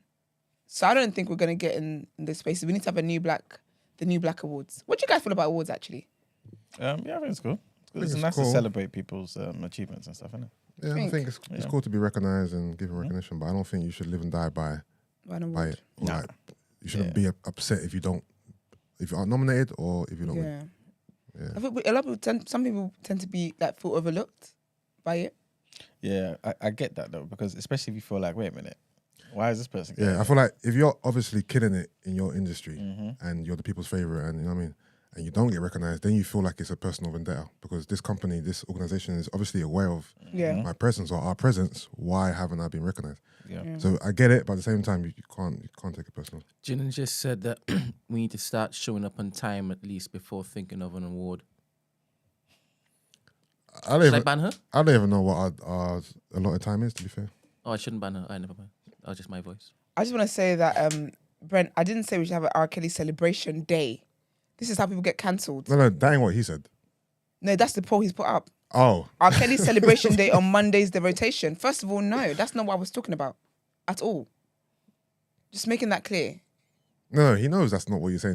But he knows because the thing is that he's gonna he's gonna now come and say this is what I didn't want to say in the first place because you're gonna say that. What was it he said I'm gonna say? He said you're gonna get angry with him, but exactly. But and then he does this, and then now I'm irritated. Yeah, but he done that on purpose because that's not what you said. Yeah, but I know the way Brent works, so he's now going to say this is why he didn't want to say anything. So next time I ask him to say something, to go ahead and speak, he's going to recall this moment and be like, remember you were annoyed. He can't because he's done this on purpose to irritate or make a scene. All right, so I may have misunderstood. I thought Esther said maybe we should do the same thing that Jimmy Carr was doing on the rotation for R. Kelly. And Chris Brown and Tory Lanez, she said, yeah. So what's... It's not a celebration day, though. As in, because we're talking go about through their music and pick which ones make the rotation and don't. Yeah, this because... is what I'm saying. This song's like we are showcasing No, them. you have taken it and I've phrased it celebration. Yes. Yeah. I'm not saying celebrate them. I don't even listen to R. Kelly. All right, let me redo the poll in the manner in which it is that how about you just don't do a poll? How about that? All right. How about that? Let's go with that option. Just don't do a poll. Or do a poll about you. I will. Thank you. I appreciate it. Okay, my next bit of news is about PnB Rock's girlfriend, Stephanie. Okay, her last name is Sibon Hang, I believe. Yeah, but basically, she's basically spoken out. So since the shooting, she hasn't said anything. So I'm going to read out her caption. She posted a picture up and had a long caption. I'm going to read it. Follow me. So she says, I am 100% not okay. If I wasn't spiritual, I could... Trigger warning. If I wasn't spiritual, I could kill myself, but then I'll go to hell and my man is not there. My man saved my life. Throw me under that table. I'm not supposed to be here, but because of him, I am. No one would be able to handle this. To be honest, I can't even handle this. To witness what I saw and to keep seeing it in my head, to being forced out the restaurant, to not be able to go in the ambulance or the hospital, car keys, purse, and my phone taken from me, forced in the back of a police car, locked in an interrogation room all night, while all this is going on, and to be the last person in this world to know my man didn't make it after having the faith and confidence that he was. That's so sad. I felt this time in my relationship, everything was finally perfect for our family. My man had gave himself to God, did a complete 360. He was loyal, he was patient, he was teachable and a teacher. I was finally letting that past go and letting him show up as his changed self. My last day with you, I told you, I know you're my husband. I know you're my soulmate. Even if it was for a little bit, at least we got to experience what having a soulmate is. And for that, I am grateful. You told me you hate it took so long. You wish you would have changed way sooner. It takes so much prayer and spiritual therapy to gain the strength to do the simple things in life now. They say your angels come and stop by and visit you, but I feel like mine is always here. It's not stopping by. It ain't no stopping by.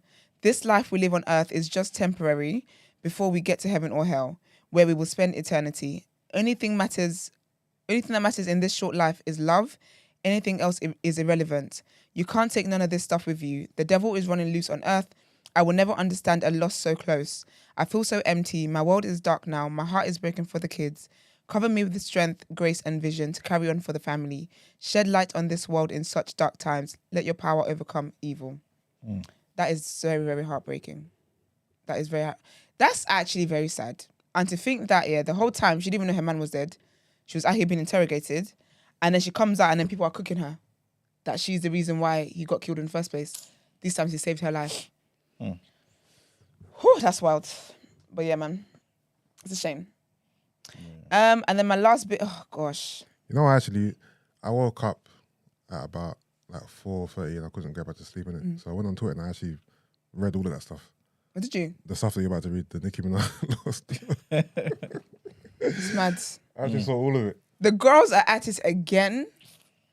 And I'll be honest with you, this is my last reporting. Unless someone actually gets the gloves up and they actually start physically fighting, I'm not reporting this nonsense anymore because I'm sick of it. I'm actually sick of it. There must be something in the retrograde, or what is it the astronomy babes do? Retrograde all that stuff, and the stars and the moons are not aligning. Something's going on because it's ridiculous. This is what, round 4? Yeah. Of Nicki. It was Cardi Nicki. Yeah. Then it was Cardi JT, round 3. And then now it's Nicki and Big Latto. Who's Big Latto? Benzino's daughter. No, that's not Benzino's daughter. Is it not? No, but his daughter is Coyle Ray. Oh, yes. Yeah. I've stopped I think after City Girls, I didn't pay attention to any more female rappers that came through. Okay. They're all just, it's the same aesthetics they tend to be. It's the same same vibes, same BBLs and same everything. I'm done. I don't know who's who. So basically what had happened was the Grammy nominations are basically out. Nicki's song, Super Freaky Girl. Are they out? The Grammy nominations? I think it's coming out. I think she basically got word of it. This is why she's upset. Yeah. So I've tried to look for the actual nominations. It's more predictions. Okay. So the predictions, I guess the predictions are out or whatever it is. And her song, Super Freaky Girl. Did you come in rotation? You did, I think. Yeah. It's basically been put in the pop category and not rap, because obviously Nicki's a rapper. So she's offended by the fact that her song Super Freaky Girl is in the pop section and not rap. But she's like, Latto's song Big Energy is in rap. But if anything, that is giving pop. So this is where it all starts. So she was on her Instagram live. If you really want to see Nicki in all her trueness, is literally when she does the late night Instagram. She just, anything goes. She says what she needs to say. And she tends to be in the studio. But anyways, yeah.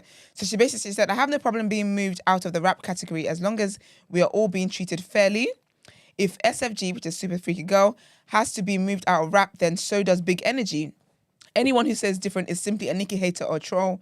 I'd actually love to see a more street record winning male or female. I'm just saying, right is right.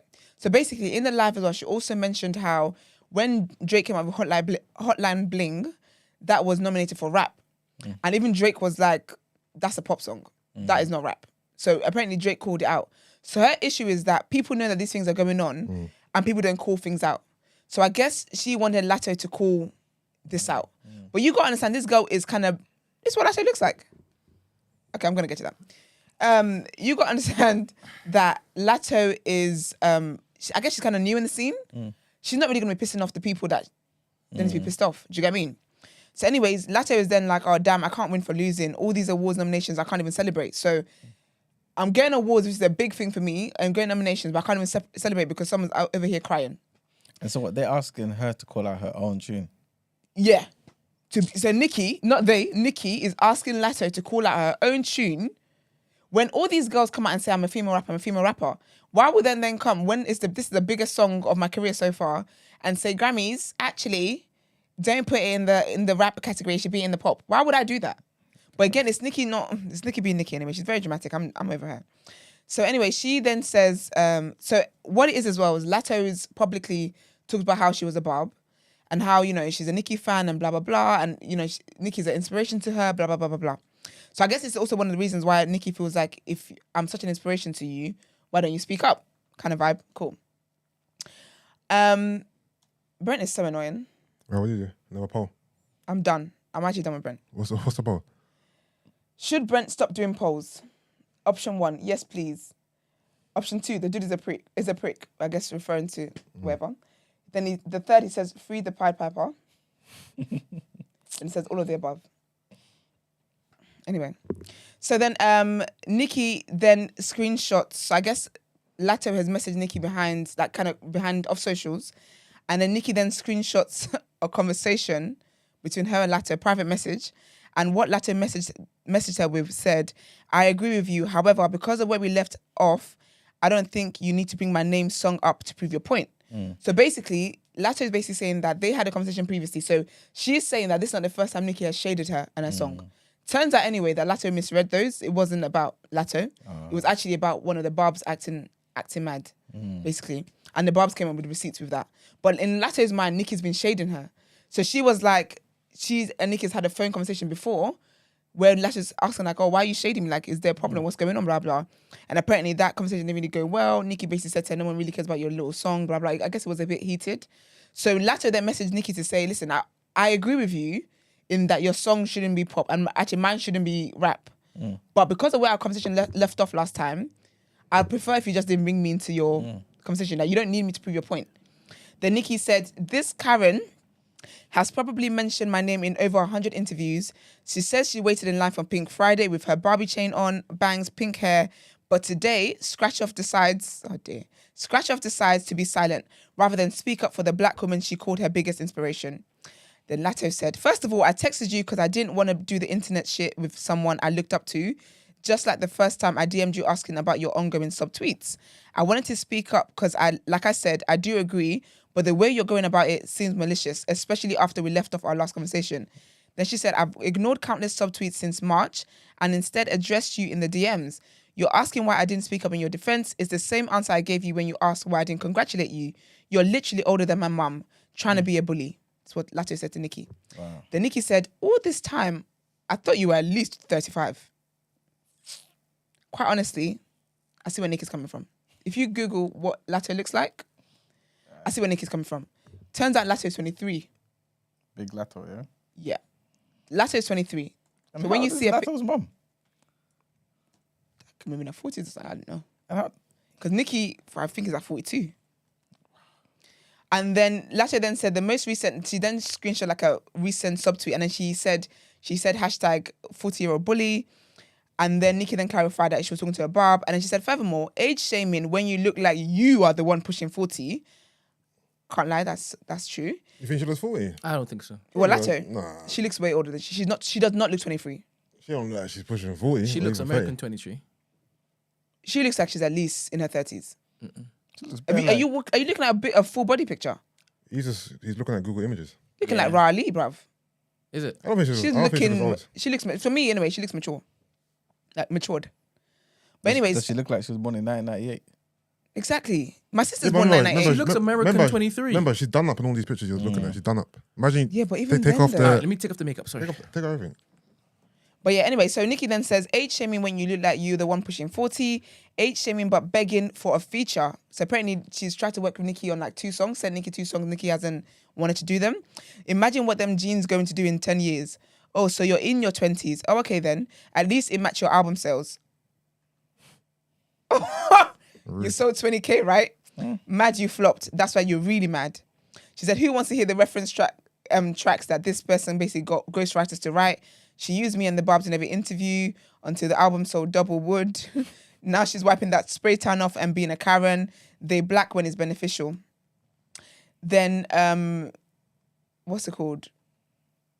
Yeah, and then Latto then says, with all this being said, this wasn't just about a Grammy category. You're being funny, bringing up to defend your case, knowing our last conversation didn't end on good terms. You literally told me I'm not flourishing and no one cares about my little song on the phone. LOL. Then she just says, oh, you've been subbing me. Super freaky grandma is married and related to fucking rapists. You ain't gonna bully me, bitch. My idol turned rival, now you hating. So obviously, Nicki's husband got a situation. Nicki's brother, also a rapist of sorts. Then Nicki said, and to be honest, I'm glad that she addresses this because people are always using that rape thing to insult her all the time and she's not the one who committed the crimes. So she said, 1, you didn't care about rape when she didn't care about rape when she was begging for features. 2, you didn't care about Kodak's past. So she's worked with Kodak Black. He's also got a funky past. She said 3, you didn't care about the accusations made about Dr. Luke, who produced Big Energy. He's also got some allegations there. She says, news flash scratch off, which is Latto. I've never raped anyone. I've inspired millions. You're one of them, bozo.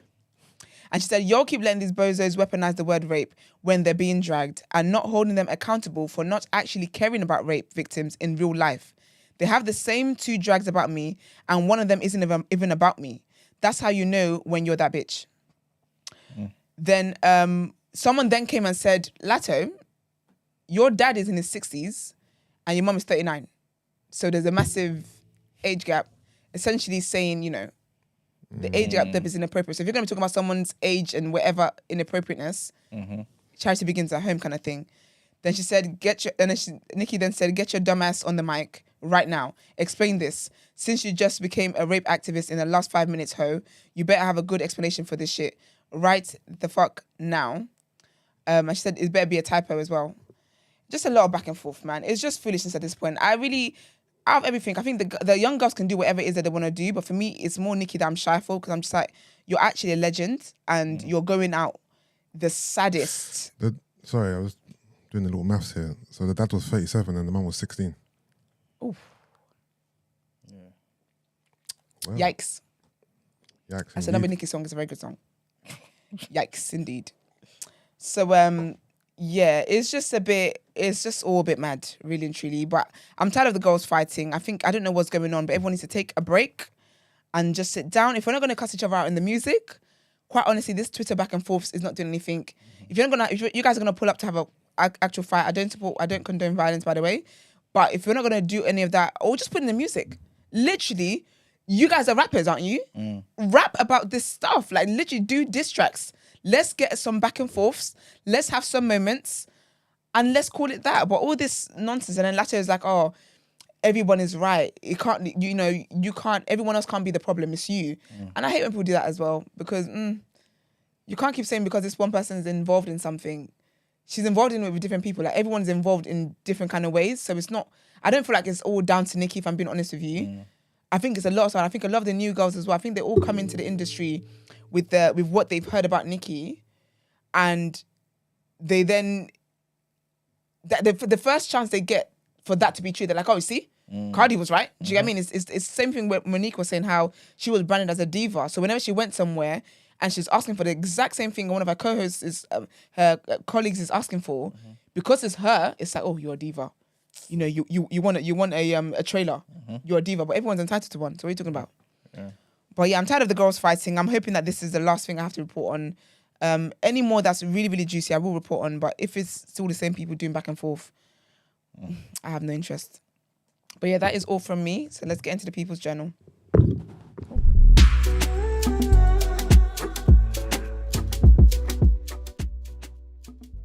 Welcome to the People's Journal, where I give you the news from an economics point of view. I know right now our good brother Tariq is probably laughing at Liz Truss. By the way, I didn't ignore you. Yeah, I don't always check my Twitter, and I totally forgot to get back to you. Context, please. Oh yeah, I'm about to get into it. It's about basically Liz Truss. So yeah, he was basically laughing that she was under pressure in it at the latest Prime Minister questions session the other day. But yeah, right now it seems like there's a lot of intense pressure, man, from within the actual Tory party, and obviously the markets as well, because they want her to basically do a big U on her corporation tax. So obviously they were defending their proposal, basically saying they think it makes sense. Kwesi Kwarteng recently was in America as well, and he's had to kind of leave that meeting because he had a meeting with the IMF, and apparently he had to leave like early, well, before he basically planned to leave, right? So yesterday night, he basically had to leave ASAP and come back to the UK. And people are asking him questions, like genuine questions like, yo, do you think you're still going to be the Chancellor? You know what I'm saying? And even you were talking about this earlier, innit? Yeah. Yeah, so basically him and Liz Truss, their jobs seem to be questioned at the moment. But he's like, look, 100% we're going to be here by next year, man. That's no problem. 100% we'll be here. So, yeah, he seems kind of confident. The market doesn't seem so, but he seems kind of confident. But long story short, they're saying they're looking to scrap the rise in corporation tax. Yeah. And... yeah, it's just not looking good for the Tories, man. Especially if they actually do kind of force her out. Yeah, it will. Huh? I said, boy. Yeah, because like you were saying the other time, what do you call it? The whole thing about how this will be the shortest, the shortest tenureship, right? In for down the street, and yeah, this will be like too embarrassing, to be fair. Do you feel like it's got anything to do with her being a woman? Yeah. Oh, you do? Yeah, I feel like when it's when women are in a leadership position, people just always assume that they don't know what they're doing. It's the same with Theresa May. As soon as Theresa May got in, she was just getting slack, because I think Boris could have been doing the same thing. Yes, I know obviously Boris had haters and stuff, but there's just something about when it's a woman, it's just like the expectations are higher and the tolerance is lower. Yeah. You know, the majority of the Conservative leadership party voted for her. The members voted for her. Oh, for Liz Truss? Yeah, so when you say, is it because she's a woman, what do you mean? No, just in that they're not giving her as much time to actually acclimatize to the job, and actually let's just follow her and see if she's making the right decisions. Could it be because what she has done has imploded? Could it be because in asking her questions, she's literally crumbling? I mean, it could be, but like the questioning may seem a bit harsh. Some may say, you know what I'm saying? Don't get me wrong. I mean, it's like the question is warranted because of what's happening to the market and stuff. But sometimes you may say, you know what, I still believe in this leader. You know what I'm saying? And yes, the market is looking quite shaky now, but this is just now. In a year, 2 years, 5 years from now, this may be the best decision. To be honest, it doesn't seem like it could be a anyone good sees shout. that. You saying that this particular gender dynamic is involved, because when Boris Johnson was responding to questions, it seemed as though he was bumbling through everything, but yet he still had confidence in the party, from the party. Sorry. Yep. Cool. There you go. But yeah, man, it's just not looking too great for them. And yeah, they may U-turn on that whole thing about the corporation tax, like I just said, which would mean they've U-turned on quite a few things now. Well, a lot more than you would expect them to. But yeah, it's just not looking too great. Also, just wanted to touch on this whole thing with Russia and the whole gas pipelines and all that type of stuff that I spoke about yesterday. Germany obviously need help because at some point they relied on Russia for 55% of its gas. They've reduced it now to 35%. And obviously, they want to reduce the imports to 0, right? Like everyone pretty much wants to right now. But the dependency was so much that obviously they're kind of suffering. Their people are kind of suffering in terms of their cost of living crisis and the borrowing. And even, I'm pretty sure we spoke about this on the show as well, how they've had to kind of nationalize one of the biggest gas providers as well in their country. But I mentioned all of that just to say that France has stepped in to try and help. It's only 2%, but it's still something. So basically what they're doing is they've sent gas to Germany for the first time. And Emmanuel Macron, who's the president of France, is basically saying, look, in times like this, we got to stand in for our people, man. If we do not have a European solidarity and an integrated, united market right now, we will have serious problems.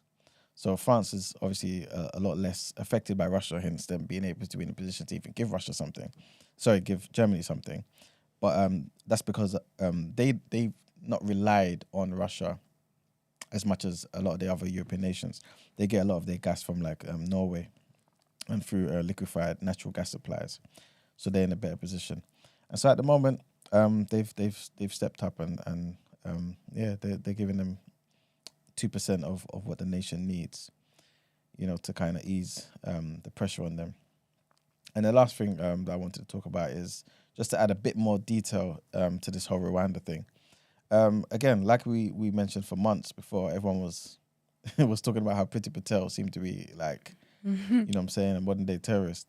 But Suella Braverman, she's just on a, I don't know, man. The vim is come from somewhere. But long story short, I just wanted to speak about a situation that one of these charities, human rights campaigners, have come out and spoke about that's happening under this Rwanda scheme. And basically what they're saying is that there was a heavily pregnant rape survivor from Eritrea, and she's been threatened with forced removal to Rwanda by the Home Office. So people are saying, this is ridiculous. How, you know what I'm saying? Like, we understand the whole numbers, immigrants coming in, this and the third. But this 28-year-old woman, she's 37 weeks pregnant. That's you know wild. what I'm saying? Like, yeah. And even, let me just read this part. They're even saying that doctors say that scans kind of confirmed that her baby stopped growing and that she may need to be induced. Oh, no. So all this pressure, and she's receiving letters about going to Rwanda, These times, Eritrea, she could have gone to Rwanda if she wanted to go there. Very quickly. You know, By road if she needed to. It's sad, man. But yeah, these are some of the situations that's happening. Like, again, I'm pretty sure everyone kind of understands the situation that the country's in.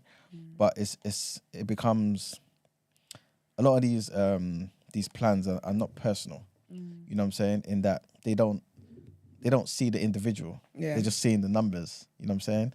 And then you get unfortunate situations like this where people who actually need the help, you know what I'm saying, are being lumped in with people who don't. So yeah, hopefully they sort this out. And yeah, that's the end of the People's Journal. All right, well, let's get into Sis, what would you do?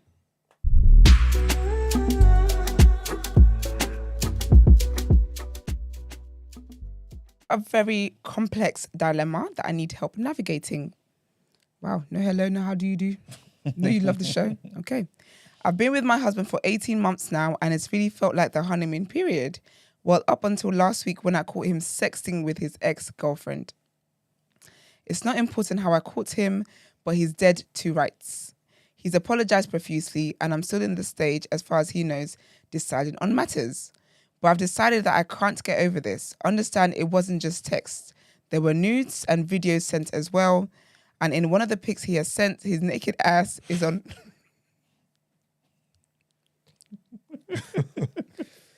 Sorry, I'm not laughing at the dilemma. And it's just the naked ass. But anyway, and in one of the pics he has sent, his naked ass is on one of the sheets that my mother gifted us as a wedding gift. Anyway, the complex part about this is that yesterday I found out that I'm pregnant. Oof. Obviously, this came as bittersweet given the recent developments. We also decided to move outside of London and we split mortgage payments on a house in Leeds. I have no family over here and I just have a couple work colleagues that I'd call friends, but they are new and not fully established yet. Each weekend I meet up with my day ones back in London. So my dilemma is that I don't feel like he deserves my forgiveness and this great news about this pregnancy, yet I know that's selfish and petty in theory. Right now, I feel disconnected with everything out here in Leeds, as loving him was a foundation I was fine with using to build my life here.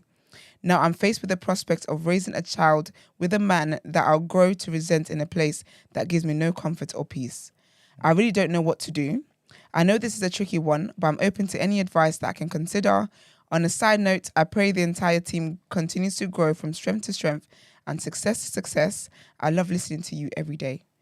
Thank you very much, lovely lady. What are we saying? This is a tricky one because I'm very, very big on like trust and loyalty. And when someone breaks my trust, I know how hard it is for me to come back to that, regardless of what my circumstances are. I would say, and obviously marriage makes everything different, and I guess a pregnancy too. I would say that you need a moment. I think being away from family and friends and stuff isn't really helpful. Basically kind of shielded away from your life. I would say that you just need maybe like a week or something, if you want to, and just go up, I don't know, to your mum's or something. Just come back to London to area that you're very familiar with and do your thinking in that space that you're used to, in your comfort space. I think going through what you're going through with your partner, and your partner is essentially like the main person you know in this new area. And it's just a lot. It's very, I can imagine it's very suffocating. So I would just say, the first thing I would do is just come back to London where I'm very familiar and just do my thinking here, what I'm going to do moving forward. And I think it is a thing where I feel like you may be able to forgive it. I do think this is something that you can come back from. However, I think it's one of those things where you have to come back from it with a plan, with an action. So you need to get into why is it that he's attached to his ex? Why is he sexting his ex? Has anything else happened with that? The videos, the news, all of that stuff, all of that needs to be addressed. It needs to be addressed. I need to know what the thought process is of all of that stuff. And I would just say take time away for a moment to breathe. Especially when you're pregnant as well. You can't be going through unnecessary stress. And then figure out what your next steps are. I do think this is something that you can overcome. I don't think, again, obviously everyone is different. So this might be something that she can't recover from, and that's fair. She's within her rights to not, if that's what she wants. But I do think that this is something that you can recover from, but it's something that you have to recover from with an action plan. Because if you've been feeling the honeymoon stage in 18 months of your marriage, and in those, like, nigga, it's been a year and a half and you're already cheating, basically. That's wild. What's going to happen if for example, your pregnancy, they say, actually, you know what, you can't have sex for this amount of time. What's it going to do then? These are conversations that you actually need to have with him of what was the thought process behind that? Is that unfinished business with the ex? Like, what is the situation? But I do think that being away from that environment that's caused you that in that moment will help have a clearer mind to think. Yeah, just to jump to the third paragraph. Yeah. You have to tell him about the baby anyway, unless you plan to have an abortion. Yeah. Because she said she doesn't feel like he deserves my forgiveness and the great news about the pregnancy. Yeah. But if you're going to have the baby... Yeah, I think because it's her, yeah. Yeah, you'll You're find right. out. You'll have to tell him anyway.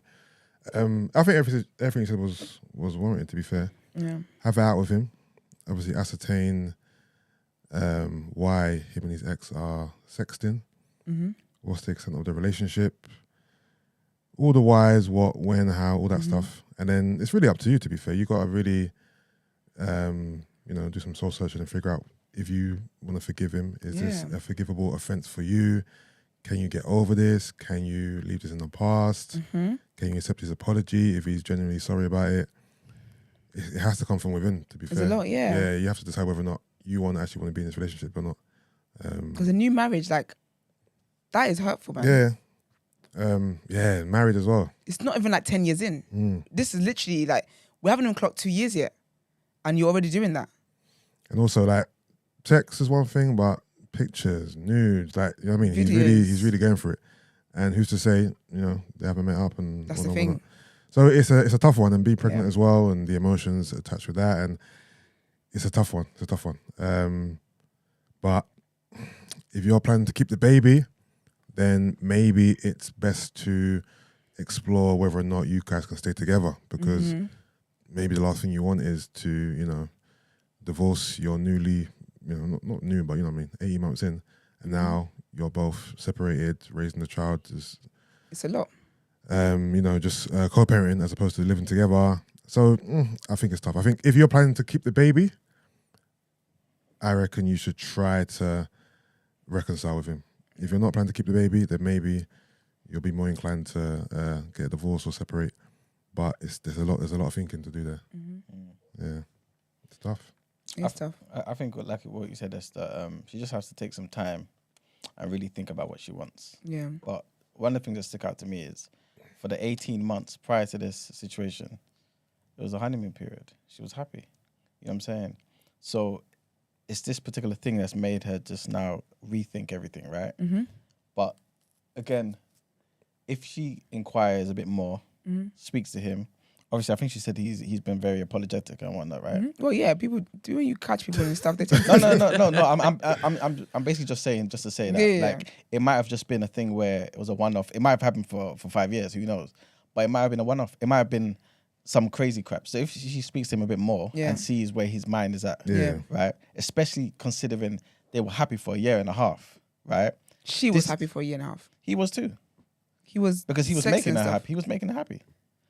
Yeah, but you know, I think one of the difficult things with women as well, is that if I feel like my relationship is going really well, then I find out my man's been doing something. Because obviously, when I thought my relationship was going well, I felt like you were feeling it too. This was going well for us. Yeah. When I then find out that you've been doing something, there's no way that it doesn't taint everything. So what it makes it feel like is that everything else that I thought was good, clearly wasn't good for you because you've been doing this, but also it just makes everything feel like it was false. So it's difficult to kind of hold on to, but for 18 months it was good, because there's also the, how long has this been going on for? Do you know what I mean? Because it could be like, okay, maybe he just did it. Maybe the day he did it is when she called her. Yeah. That's the first day. Fair enough. So 18 months, everything was good. Do you know what I mean? But if I then go back and I find that for the past 7 months you've been doing this, it always just taints the memories. Yeah, I mean, I understand it. You know what I'm saying? I understand it. But I'm still focusing on, if these lot want to make this work, what are you going to focus on? You know what I'm saying? Because what you focus on is basically where your relationship is going to go. You know what I'm saying? And so my thing is, look, you obviously love the guy. You're disappointed and you're hurt, right? But 18 months of you being pure bliss. You know what I'm saying? Honeymoon periods don't even last that long. But 18 months, right? Plus a baby's on the way. If this guy is apologetic and he's sorry and he wants to make it work and you want to make it work as well, like, I think you should take some time, think about if you really want to make it work, and try to make it work. You know what I'm saying? It's best it happens now, if it's going to happen, than let's just say 10 years down the line, 15 years down the line. Get it out, it's done, and then look forward. Because again, if they're young, let's just assume they're 30 or something, you've got the rest of your lives together. Like, when you hit 60, you ain't going to think about this. You're not going to think about it at all. The men in the group are saying, if my girl was doing this, that's what I was going to bring up next. I'm leaving her because the trust is gone. There's no coming back from that. Now every time your phone flashes, I'm thinking, is it him? Nah, I'm good. Go back. Because that's the thing. That's what it is. Do you know what it is? It's beyond what you find. It's the moments that come after that. It's when you tell me that you're going to work. Yeah. Are you really going to work? It's when your phone flashes, or like, because sometimes you pick up your phone, you're just like this. You pick up your phone like this all the time, but because I know this now, it feels like now you're hiding it. It's that mental torture of all of that stuff. But because sometimes with these things, I always just think, with men, would men do that? Would men actually be like, do you know what? I'm going to take time out. I'm going to figure this out.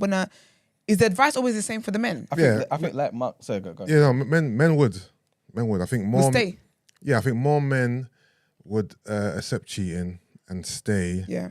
Than we think. Okay. I think a lot of men pop up front and say, "No, I'll leave." Okay. But when you're in that situation and this is a woman that you love, you'll try to see whether or not you can reconcile things, innit? Yeah. I think a lot of men are quick to say, "I'll just leave. I'll leave." Okay. But I think a lot of men would try first. Okay. How about the men in this room?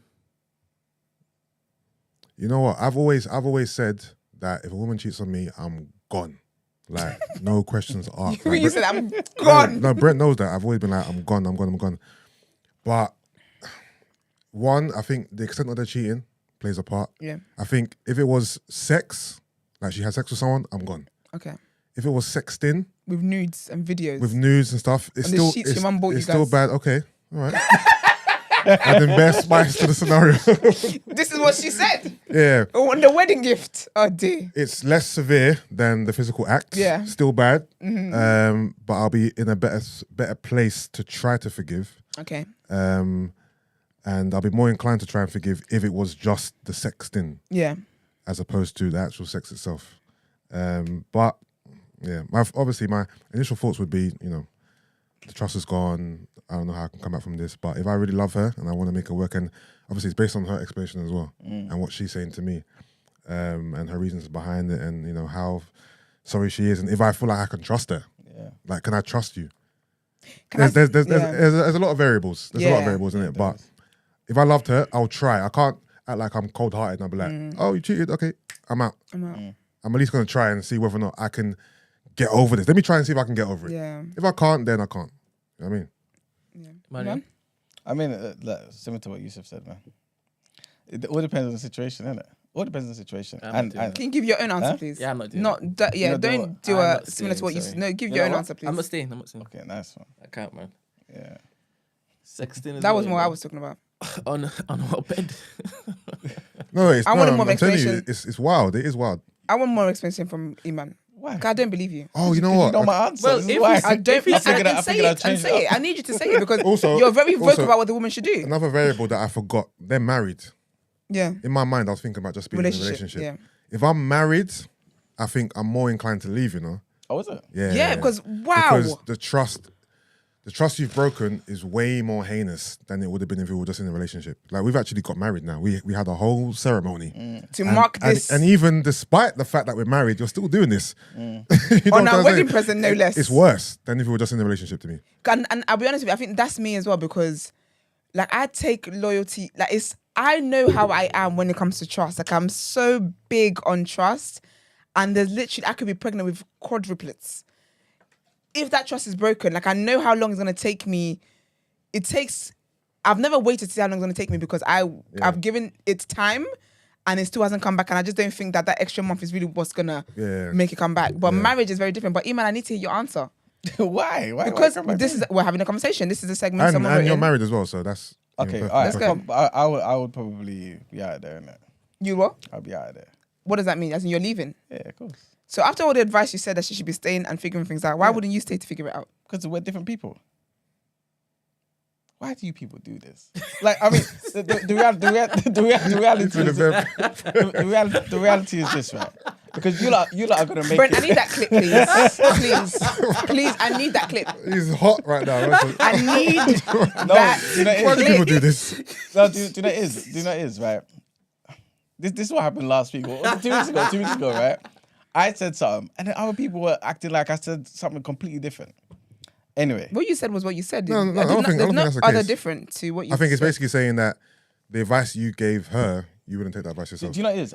Oh man, see, No, this is the platform to And address also, it. So go on, also, Iman. would you expect the advice you gave her? Would you give that advice to your wife? do you know what it is? Again, let me take myself out of the situation, right? And just make this a blanket thing, right? I personally think, right, how men and women see certain situations are different. I think the thresholds are different. And I think that's for good reason, right? I'm not saying the reason is societal. It might be a divine thing. I don't know. But how men and women see things are different. So to expect everyone to just deal with the situation in the same way, to me personally, doesn't necessarily make sense. I'm not saying one is right and one is wrong. I'm not interested in that. I don't really care. Everyone's situation is different. Again, like Yusuf was saying, there's so many different variables. There's so many different factors. Are these people crazy in your life? This is why I mentioned the whole honeymoon stage. She was like madly in love with this guy, thinking every day is just pure bliss. So my thing is, okay, fine. What if this particular feeling could continue for more years to come? When you get to 60, are you really going to think about that? You're not. You know what I'm saying? So would you throw it away because of this particular thing that down the line you could potentially, with him, look back and think this is just a minor blip in our long... everything you've said- but we agree with this. Okay, cool. What she's saying is, why doesn't it apply to you? Is what she's saying. No, well, I mean, I can't get into the philosophical Hey, No, those I've got behind- time. You can. I really want to know. The listeners ain't got time for this, man. We've I got don't- headlines or reactions to go to. I don't care. They can drop off the live and they can catch up later. I've actually got time for this because I can't believe this. What can't you believe? Everything that you've said Yeah, she should do, yeah. you can also easily do. Okay, In I'll 60 try. years' time, no, you wouldn't try. In why 60 years' you're time, giving me a chance to. I said the first thing, you didn't accept it. I said the second thing, you're not accepting it. I'm accepting it, but I just need you to acknowledge the double standards. That's all I want. Oh no, but I acknowledged that from the beginning. I'm But do okay you with see that? that's quite, that's problematic though? Not at all, because again, I think these men and women are different. And We live in a society where we don't want to be honest about about basic things. Men and women see things differently. We behave differently and we think differently. Everyone has different thresholds. Men, like different men, again, just groups of men see things differently also. Women, groups of women see things differently also. There's some women who say, you know what, that's just part of life. I understand. Don't let it happen again. what's I part of don't life? want- Cheating is part of life. Yes, there are women who think that way. And there's some women who say, never, ever, I'm gone. So you can't just paint the whole situation with the same brush. It In doesn't this make sense. scenario, put yourself in this exact scenario. So everything that she said is what your partner's done to you. What is it about this that's not making you stay? Why is it that you will not stay in this? Also, what are the reasons? Also, she's pregnant as well. Remember? Does that play a part in your decision making? Yeah, it plays a part because she's pregnant and she's happy for 18 months. No, but You know what I'm saying? I'm moving away from that now. Okay, So cool. you're the one who's been happy for 18 months. Okay, so the man's happy for 18 months. Yeah. No, you are happy for. I want what you will do in this So situation. change it around. God So- forbid, of course, but let's put you in this dilemma. You are the one who's been happy for 18 months. Yeah. Yeah. You are the one who has been going through the honeymoon stages. You are the one who looked at your wife's phone and you saw that she's been sexting her ex, Yeah. videos and everything. Rubbing on her pregnant belly. Whatever. It's not showing. It's you not see showing. how It's things not are showing. different? No. It's not showing Yeah, because but that's you assuming please don't. she's that far gone. Yeah, she's not. she ain't that far gone She's in this not. scenario. She's been pregnant for 5 minutes. It's not showing. Nothing No, showing. but you get what I'm trying to say. No. Like, Okay, all but right, before cool. you get there, All right. No, but I feel like even you picking up on that is distracting. That's just visuals. All right, Yeah, cool. forget the I mean- visuals, right? Forget it. It's hard to forget the visual because again, you've got video there that you want me to Listen. consider. No, It's but all she don't have to be that far gone in the I could pregnancy. be sitting here. I could be sitting here right now, 6 months pregnant. You wouldn't know a thing. It doesn't show that quickly, Okay, right? but she at least knows she's pregnant. Let's assume. Yeah. Let's for this scenario. Let's assume she's 1 month pregnant. There you go. And literally, it's not even showing. The lunch she has is going to show more than the baby at this point, right? Okay. 4 weeks. You're the one who's been fine for 18 months. It's been honeymoon period for 18 months. You are the one. You guys have been married, and wherever you find her phone, you find on her phone she's been sexting her ex and videos, nudes, all that kind of stuff.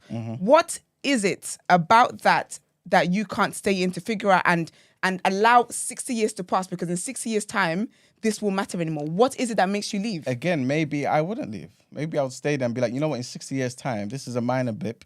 We can work at this. You're not taking this conversation seriously. I might not take what? What's the next headline? Are we going? Was it headlines next? So no answer I give is No, good because enough. what you said earlier was what you said. So I'm saying to you, I'm trying to understand what is the thought process why you wouldn't stay, But and that's you're not- but what I'm saying, saying okay, to you, maybe I Esther- will stay. That's not the answer. No, it's not the answer that you want me to give. But what I'm going off the answer you first gave me. I can't you change said my to me mind. you would. You're now but presenting it it to me is. But no, it is. differently. Your mind changing doesn't seem genuine. No, but that's not fair. You can't do that because again, Why is it not fair when I'm going off what you said But initially? that's what I'm saying. I'm the one who said it. So I'm now thinking, okay, what if? You're saying that because you know you're going because of the backlash and because you think that we put words in your mouth. Oh, no, I don't care didn't about put the anything. backlash. No, I don't care about I didn't put anything because you're saying, oh, you feel like we tried to catch you out, or I tried to. I'm going to say I tried to catch you out. I don't catch you out at anything that you do not say from your Yes, mouth. of course. So you've said you would leave. Okay. What are the reasons? Because what I'm trying to get here is the fact that you said women and men have different thresholds. Yes. I'm trying to understand what threshold it is a woman has Yeah. to stay in this situation where she's been hurt, Yeah. that is different to the threshold a man has. Will you feel hurt by that, by her actions? Of course you feel. Will you feel betrayed by her actions? Yeah, all of those Is things. the trust gone from the actions? Maybe. Are those the reasons why you would leave? Yeah, but it may be more than that. And again, the man is not pregnant. The man is not pregnant. These are normal nature, like biological things that you people are taking out of an equation here. A man can then say, cool, this is the situation. I can't get over this. And this is one less thing, which is a very big thing, the pregnancy, that I don't want to deal with. Before you brought up the pregnancy, when you answered the question, did you have pregnancy in mind? It's part of the scenario. Okay, so she's not pregnant. Are you still leaving or staying? I'll have to look at the situation. There are many factors. Let's get into the next headlines, please. I don't understand what the problem is. Like, at the end of... Look, this is very simple. Men and women are different. The reason why we have a lot of issues in society is because people want to see everyone as the same. That doesn't make no sense. People need to be honest about certain things. Different types of men have different thresholds, and different types of women have different thresholds as well. So this is not necessarily just a gender thing. But the reality is, most men can deal with certain things most women can't, and vice versa. The day you start saying all the same, conflating things, that's ridiculous. We have to be very honest about certain things. And in this particular situation, there are women out there who will say to themselves, you know what, I'm pregnant. Let me give this a try. There are men out there who will say, you know what, I've got her pregnant, but still, I can go and get other women pregnant too. It's different. I don't care about backlash. I'm speaking the truth. It's the truth. All right, so a couple of things. Everybody seems to think that you believe that cheating is innate to all men because Kevin Thompson is basically saying that both of you are twins, right? I need you to let them know. E-man. I need you to let them know that that's what's not going what on? I ain't seen it, but coming from my mouth, yeah. Listen, you need to stop. When Kevin is your cheerleader in the comments, that's when you're going array. You're going, Kevin, I'm sorry, but E-man, you do. All right, you know Reel it in. Is that Kevin calling? Yes. Oh, shit, I have to go toilet. Fuck.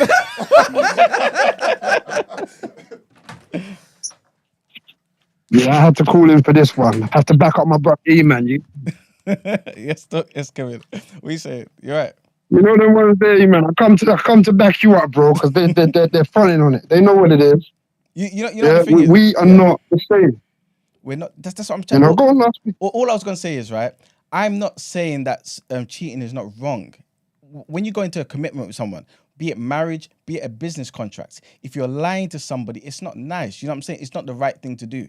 You're signing a particular thing. Again, I've said this particular quote before on the show, right? The 5%ers who I love, the 5% Nation of Islam, they say what? My word is my bond, and I'll give my life before I break my bond. You know what I'm saying? So, like, as men, we should take our commitments serious. But what I am saying is, in a situation where this particular thing has been broken, there are consequences here. It's just fact that men and women see things differently. There are different thresholds. I'm not saying it's right or wrong. I'm not interested in the right or wrong. I'm just telling you something that's fact. And this is just how it is. Do you think that all men cheat, Emmanuel? Of course not. So you disagree with Kevin? All men don't cheat, though, man. You disagree with Kevin? Of course. I don't Kevin, know what Kevin's saying. I don't know what Kevin's been saying. Kevin, how do you feel? Honestly, I'll tell you this. Not every single man cheats by default, but the majority of men will. We are opportunistic predators. It's the way we're designed. Yeah, this is what E-man's saying right now. Women and men are not the same. We're not the same. We haven't got the same aim. We haven't got the same goals. We don't have the same processing. We don't have anything the same, majoritively. It's a miracle that we come together and procreate. Like, let's keep it 100, based upon the actual aims of our biological design. A man not being able to ascertain who paternity is a real key thing. You're going to put your life's resources, your work, your money, your mental effort, everything into raising this child for however long that could be. At least, let's say 18 years based on the law alone. Him putting his dick somewhere quickly for however long is not half as impactful as him not being able to tell whether or not that's his child. So you said you understand? You say that you're a predator? We're opportunistic predators. It's the way that we're designed.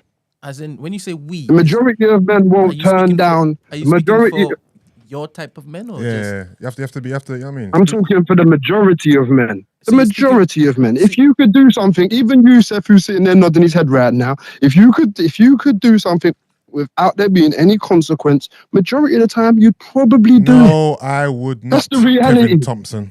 You You probably keep would. my name You know what I'm out your saying? motherfucking mouth, sir. Yeah, you would probably do it. If there's no consequence, there's no kickback, there's no problem afterwards, majority of men will take it. No, as the saying is, man, we sleep with who we can, not who we want. Women sleep with who they want. No, we're very, very. Thank you very much for your contribution. Cut the line. Thank you very Cut much. the motherfucking line. You have proven that yourself and Emmanuel are brethren. So thank you very much. Love as always, man. Great Love, show. Keep up the love. wax. Yes, man. Safe, man. Are you fine with being aligned with Kevin and his Man, you ideologies? got to cut ties. No. I can't cut ties with truth. Oh wow. No, I'll tell you. That statement was powerful. No, That's no, why I can't. just listen to it. Frederick Look, Douglass. Anytime, and listen, anytime the truth is a problem, the problem is your own. This is fact, right?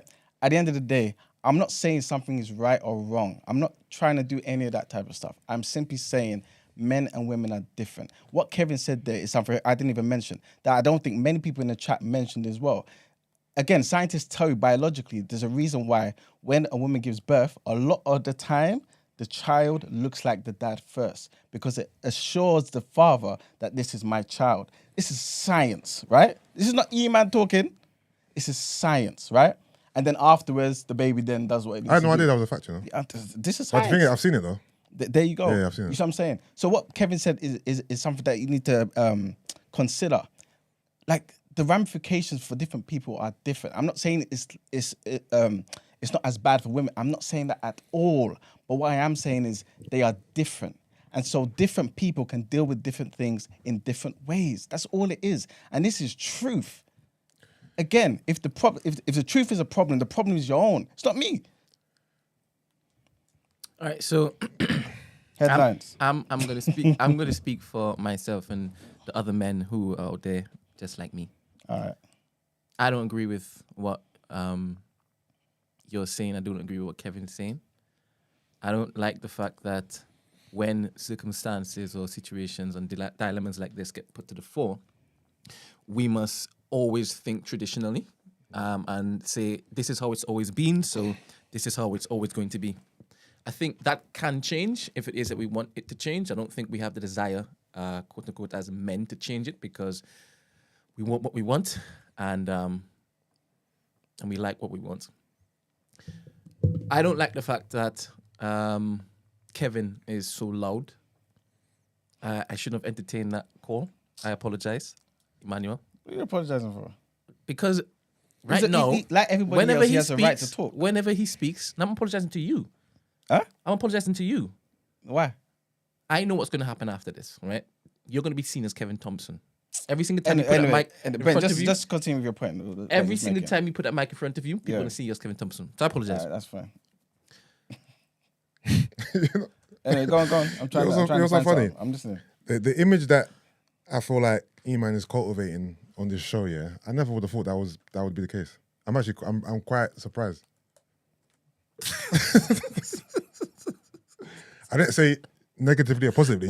I just am surprised. All right, let's move on, because I'm really going to cause more trouble, and it's not going to help anybody. Kevin, your narrative needs to stop, man. It's dangerous, and it is not the truth.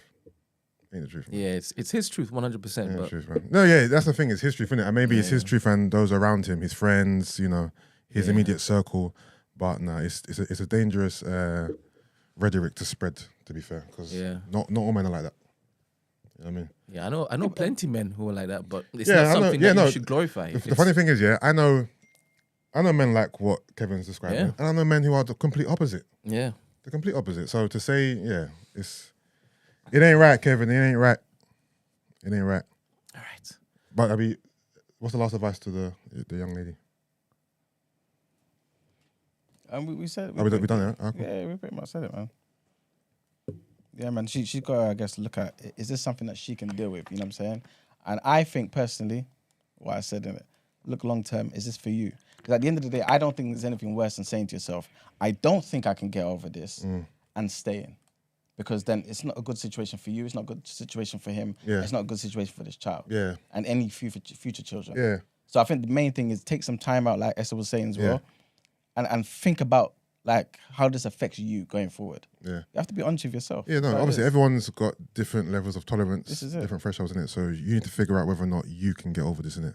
I think you should try because you're married, you're in love, and you wouldn't want to, lose something and someone based on something that might have been nothing. It might have been just a mistake.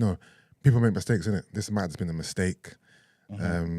So explore it. Explore the reasons behind this, his motivations, his thinking, his logic. And if you can take solace in what he says, and if you can find it in your heart to forgive him, especially if you got baby on the way, even baby or no baby, I reckon you should just give it a try. You know what I mean? Give I it a think the try. fact that she's even sent in this dilemma means that she's looking to consider all options. Give it a try. So her mind's not made up yet. The time to process all this stuff, she might feel completely different next week. She might feel completely different a month from now. So I guess, Esther's advice was key. Yeah. Yeah. I just want to say the reason why I'm a bit quiet is because I've been trying to look for Stats. on that whole thing. On the babies looking like their fathers and stuff. Yeah, because who was it? I can't remember if it was my niece or my nephew, but one of them came out looking just like their dad. But no, he doesn't. Yeah. I mean, like from what I'm seeing, obviously I've not looked at proper sources and everything. I haven't got the time or nothing. But they're basically saying overall the evidence is slightly in favor of babies looking like their dads, but there's still enough evidence to say it's kind of equal. The disparity isn't crazy. Yeah. You know what I'm saying? So, but obviously that idea, that theory has been with mankind for centuries. You know what I'm saying? So, again, I just feel like these are just some certain things that people don't necessarily consider. Yeah. We're in a different age. It's a modern society. Yeah. And people, I don't know, forget about certain things, man, that kind of link us. Yeah, like we're biological I hear that, but creatures. That's all. we've been open to changing our ideas over time, right? Knowing full well that because we're now in a different age, a different climate, this doesn't serve anybody anymore. Yeah. So why are we still saying this is how it was for as long as it was that? How is that an argument? Say that last one again. How's what an argument? Saying that tradition Yeah. has us where we are. Yeah. No, I'm not saying that's the reason for something continuing. I'm just telling you what is the case. That's all. And it's Yeah, truth. but aren't we supposed to be looking to basically... Yeah, I mean that's up to everybody to decide. I can't decide that for humanity. Yeah, but what I'm saying is, what is the It situation? starts with us having discourse about how we can change it for the better. I mean, I you've guess been so. talking about the black community and being one for the longest while. Yeah, but right? the best thing for the black community is for none of this to occur in the first place. Yeah, obviously that's. You know what I'm saying? And that goes. Obviously, people won't hear that particular Yeah, statement. but you know what I'm saying? this scenario is not about black. It's not about white. This is Yeah, just but about. Brent just saying about black. You know what I'm saying? Okay. That's the only reason I'm mentioning it. And I'm assuming the person who put in the dilemma is also black for some reason. But yeah. Anyway, is what it is, man. Let's go on to the headline. Right, let's go into the next headlines.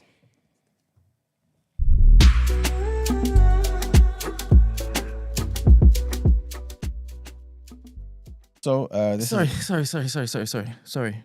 yeah. There's another question. Please forgive me, Esther and Yusuf, for again No, dropping back. What about me, Ben? That's what about me. Please forgive me, Manuel. All right, cool. Does it change if it's our daughters that are in the predicament? This is all the same. Why does it change? You know what? It's a tough one. I think, as in, would you give your daughter the same advice? Is basically what you're saying. Like, would you give? Yeah, of course. Because you have to notice, right? On the show, I tend to you guys may say double standard for me, this and the third, but typically I tend to give advice that gives people chances. Yeah. To hopefully keep family unit relationships together. Yeah. That's my thing. Yeah. Because I believe in those type of principles. Yeah. So of course with my daughter, I won't be happy. No one's gonna be happy. People act like I'm meant to be happy, or I don't know, but I just think from a more economic perspective, where I just think about the product and how do we get to this end goal. And to me, the end goal is that this woman, for 18 months, she was happy. This is the love of her life. She's left London to go to Leeds, this, that, and the third. All of these things have occurred. That's what I'm hearing. And so my thing is, how can we get this back again? That's just my position. You know what I'm saying? I'm not trying to justify anything. So if my daughter is happy, this is the only thing. I would also think to myself, is this something you can get over, daughter of mine? Is this something you can get over?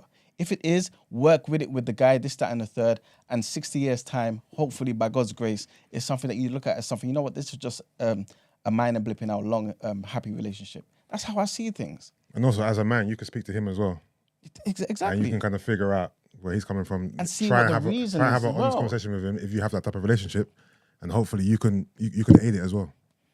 And you can look at the reason. Like, again, like Esther was saying, like, speak to the man and be like, okay, why did this occur? Because sometimes there's underlying things you don't deal with. I hear what you're saying, and I think no one has an issue with what you're saying. Okay, I think cool.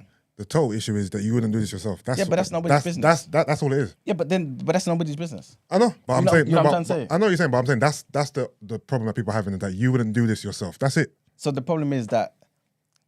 Double standards exist in it, but I think Thank you. the commenters and Esther and everyone is like, you wouldn't do it yourself, innit?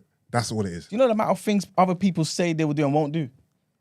Everyone does it. People are upset because today, what's going on? I think it's why wouldn't you? Like, why wouldn't you? I mean, why wouldn't you? Take your own advice, basically. And if you're all about securing the family unit, right, and building the family unit and making sure that it doesn't collapse, isn't the best advice or pathway to doing that is making sure that the young boys growing up to become the young men have a mentality that doesn't involve Kevin Thompson ideology? Yeah, but I'm not going to start speaking bad about Kevin Thompson. I just did that for... Yeah, I know. But I think long term, like I said, and again, I don't know why people can't hear this, the best situation would be a situation where none of this is the reality. I know, but...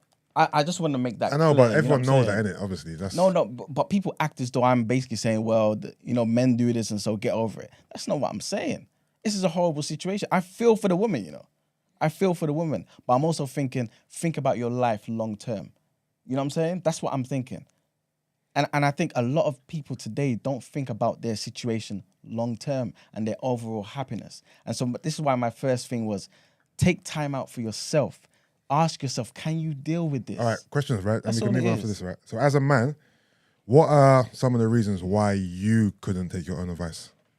Like, just give us a few different things. Is it pride, ego? Like, you know what I mean? Like, what is okay, it? all right. I'll answer the question, but I'm not answering for myself. I'm taking myself out of this, right? I think generally, because a lot of men, again, have said in the chat, and some of them have said it for different reasons, right? I think, again, pride is part of it. Yeah. This is the reason why Mark said a lot of the time men would get on with it if nobody knew and only they knew. I think also Kevin made a very good point about the child. You know what I'm saying? Like how you will see that child. Is that child really mine? These type of things. Like I think like people really underestimate how men feel when they connect with a child. You know, the whole DNA, actual process of having to go and get DNA tests. I think that can do damage to men that is crazy. In the same way, I'm not even going to say it's the same, but in a way that women feel that a man has betrayed them, right, in this particular regard, and you know what I'm saying, looking at other women, this, that, and the third, how a man may feel if he doubts that that's his child is also something that, again, I don't think a lot of women bear in mind. You know what I'm trying to say? Like, there's different things for both women to deal with that is extremely difficult to get over, and there are things that men have to deal with that's extremely difficult to get over. And this is why I say they are different. That's all it is. Like, this isn't rocket science. You know what I'm saying? It's just different. And I can't speak for somebody else to say you should do this and do that. I can't do it. Anyway, are we doing headlines now? Yes, sir. All right. Cool. So this first one, trigger warning. We spoke about this yesterday. And it's about that situation where this Christian woman is being accused of killing her friend. And basically, there's more CCTV, basically. So, trigger warning. A woman accused of murdering her friend was seen on video dragging a suitcase around the streets of London after carrying out the alleged killing and putting the body inside. Gemma Mitchell was 38, this is the Christian woman, is accused of killing and decapitating Mi Kuen Chong, who's 67, at her Wembley home in 2021. She allegedly then deposited the headless corpse more than 200 miles away in Devon, Salcombe in Devon, 15 days later. The Old Bailey was shown CCTV tracking Miss Chong's last known sighting. On the 9th of June 2021, the CCTV footage showed Miss Chong, also known as Deborah, walking in Chaplin Road, where she lived, accompanied by her lodger. 2 days later, in the early morning, the defendant, Miss Mitchell, was seen on footage walking from her home in Willesden with a large blue suitcase and backpack, going in the direction of Miss Chong's house in Wembley at 8:01 in the morning. Just over 5 hours later, she emerged carrying the blue suitcase and another smaller bag allegedly containing Miss Chong's financial paperwork. The defendant was also seen on CCTV footage shown to the jury dragging the bags on the street and through a grass verge for 2 hours before being picked up by a minicab. In that time, she had called various cab companies 9 times before the driver collected her for the 40-minute journey home. Later that evening, the jury also heard that she went to St. Thomas's Hospital in central London to be treated for a broken finger, saying she shot in the door, a claim the prosecution says is a lie. The court heard the blue suitcase was not seen again until 26th of June 2021, when the prosecution alleges that Miss Mitchell hired a car and drove to Salcombe with the suitcase containing the body in the boot. Mrs. Chong's decapitated body was discovered in the woods by holiday makers the next day, and her skull was found in a nearby undergrowth a few days later. Jurors previously heard the prosecution allege that Miss Mitchell had killed Miss Chong because she wanted to get hundreds of thousands of pounds to pay for repairs to her home. Miss Mitchell has denied murder, and the trial continues. This was lazy by Miss Chong, man. No, by Miss Mitchell. Sorry, Miss Mitchell, man. Yeah, man. Sad, man. And this is her friend, you know. This is her friend. And the next headline is this is to do with her film agent being cleared of dangerous driving, right? It'll make more sense when I read about it. So a theatrical agent, film agent, who drove for 20 meters, 65 feet, with a cycling activist on the bonnet of his car has been cleared of assault and dangerous driving. Paul Leon Maris, who has represented actors including Colin Firth and Sir Ian McClellan, told the jury that the YouTuber Michael Van Erp jumped on his car. Mr. Van Erp tried to stop Mr. Leon Maris driving on the wrong side of the road. The agent had pulled out of a queue near Regent's Park in central London because he was running late. The prosecution lawyer, James Dean, told Southwark Crown Court that Mr. Leon Maris, who's 60, used his Range Rover as a weapon in an act of road rage during the rush hour in September of 2021. Mr. Van Erp, who is known for catching motorists, including ex-boxer Chris Eubank and film director Guy Ritchie, breaking road laws, he filmed the incident using a camera and a selfie stick. So this 50-year-old road safety activist told jurors that Mr. Leon Maris drove at him and he fell on the vehicle like a crash test dummy. This is what this guy's saying. But the jury acquitted Mr. Leon Maris of dangerous driving and common assault.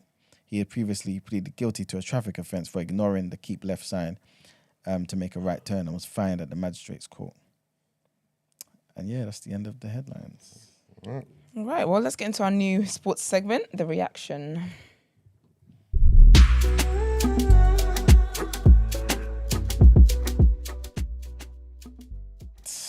Margs would have been happy to hear this, I guess. I'm not gonna lie, both these games were duds, bruv. I'm surprised you even put it in there. Yeah, I just wanted to put something in there, Yeah. to be fair. You know what, let's group them together. Alright, So yeah, Man United and Arsenal win in Europe. So Man United, they just about like edged it, innit? Yeah, They scored in the 93rd minute. Sound like, yeah. Yeah, but I think from what I'm reading, because obviously I never watched it, they're saying the goalkeeper for the other team, Ammonia, well, the team's called Ammonia, but his name is Uzoho, right? Okay. He was almost like he saved them basically. Okay, Like okay. Ten Hag came out and basically said that he came out and told the guy, well done. Okay. Like he had many saves and he Okay. kept them in the game. Okay. So yeah, he saved bare shots from Rashford, Anthony, Ronaldo, Yeah. everything. So Okay. basically, yeah, he did well, man. And Arsenal scored as well. Saka had a fortunate goal apparently. Yeah, he shot, it hit, I think it hit the keeper, then it hit the defender, then it hit Saka's chest and went back in. It was just a weird, a lot of deflections. Yeah, he basically said, I think it came off my lips. Yeah, something like that. Yeah. It was a weird goal. But I watched the game. It was boring. Yeah. Mm. It was one of the worst Just put it in the performances. back. It was- Yeah. I don't like seeing stuff like that, but I kind of like it too because we still won. Yeah, we still We won. had a disjointed team on. But when you saw the lineup, I was surprised by the lineup. It was quite strong. How did your boy play? He had one phase of play that was decent, but apart from that, I feel like he lacked adventure. He did. Every time he got the ball, he looked to pass it back. I'm like, Reece, go down the byline. He only went down the byline a couple of times. Yeah, it was frustrating to watch. Yeah. And he got taken off like what 60th minute. Yeah. Replaced by Martinelli. Yeah, it As was soon as he poor. came on, Yeah, it was poor. I was like, Reece, man, I've been backing you at TDA. You got to show and prove. I'm patiently waiting for this season to. You got to show and prove for me, man. But yeah, I'm happy we got the win. But it was a boring game. But listen, we've only lost one game this season, so I can't complain, man. 100%. Can't complain. And they're actually a good team, you know. Yeah, and also one thing to note as well, that was their first loss at home in 14 games. So, and the turf, Different turf. the ground is not grass; it's AstroTurf, and that was meant to be a disadvantage to us, but we still came and won. So, big up the Gunners, man. Yep. And the last thing to talk about is, again, you guys spoke about this yesterday, Clarissa Shields versus Savannah Marshall. It's going to be a big fight. Esther doesn't want to watch it, but I think... Ask me again if I'm watching it. Are you going to watch it? You said? No. Do yesterday, over. I You didn't need to realize watch what it, I didn't realize what I was answering yesterday. I thought I was answering a man's match, All right. a man's fight. No, nothing against women's boxing. I just have no interest in women's boxing. Someone asks if it is Arsenal's winning the Europa League. What do you think? You know what? I did think that before, but now I'm seeing the teams that are coming out of Champions League. I don't think so. Because Barcelona are coming. Oh, serious? Yeah, Barcelona are coming to Europa League, most likely anyway. Juventus, a couple others. Yeah, I don't think so no more, you know. 'Cause I think if we come against Barcelona, I don't see us beating them. Yeah, it's a shame. You never know, you know. No, We might definitely put our first team on. Yeah. Just for the spectacle of it. Yeah. And I think we can give them a run. Like, fully. They're not playing like this. I think we can give them a run, but I don't know, man. Lewandowski, Dembele, Rafinha. They're Like, playing disjointed, though. They're not I playing know, as a team. I know, and we are but- a team. I hear that. Listen, Arsenal playing great this season. Yeah. But what my point is, I feel like prior to these teams dropping down, I was more optimistic about Europa League. Now I'm less optimistic in it. But we'll see. Yeah, man. This is looking like it's going to be a big fight, man. So I think you guys should support it. Yeah. Also, no, I'm not against watching it, but I don't even know who these women are. Yeah. Do you have Sky Sports? No. Okay. Esther, do you have Sky Sports? Come on, definitely not. Well, I'm about to help you guys out. Oh, you got a like a what? Like No, I know a website. where you can Oh, yeah, no, that's easy to find. Is that legal? Yes. It is. I'll send you guys a link, right? So you can support the women. Listen, I'm about women's rights. Supporting women. What date is it? Supporting women is not watching an illegal link. Don't wind me up. Man said I'm supporting women's rights. Don't do this. Yes, that is true. Don't do this. Supporting women would be rather not. paying for the box office thing.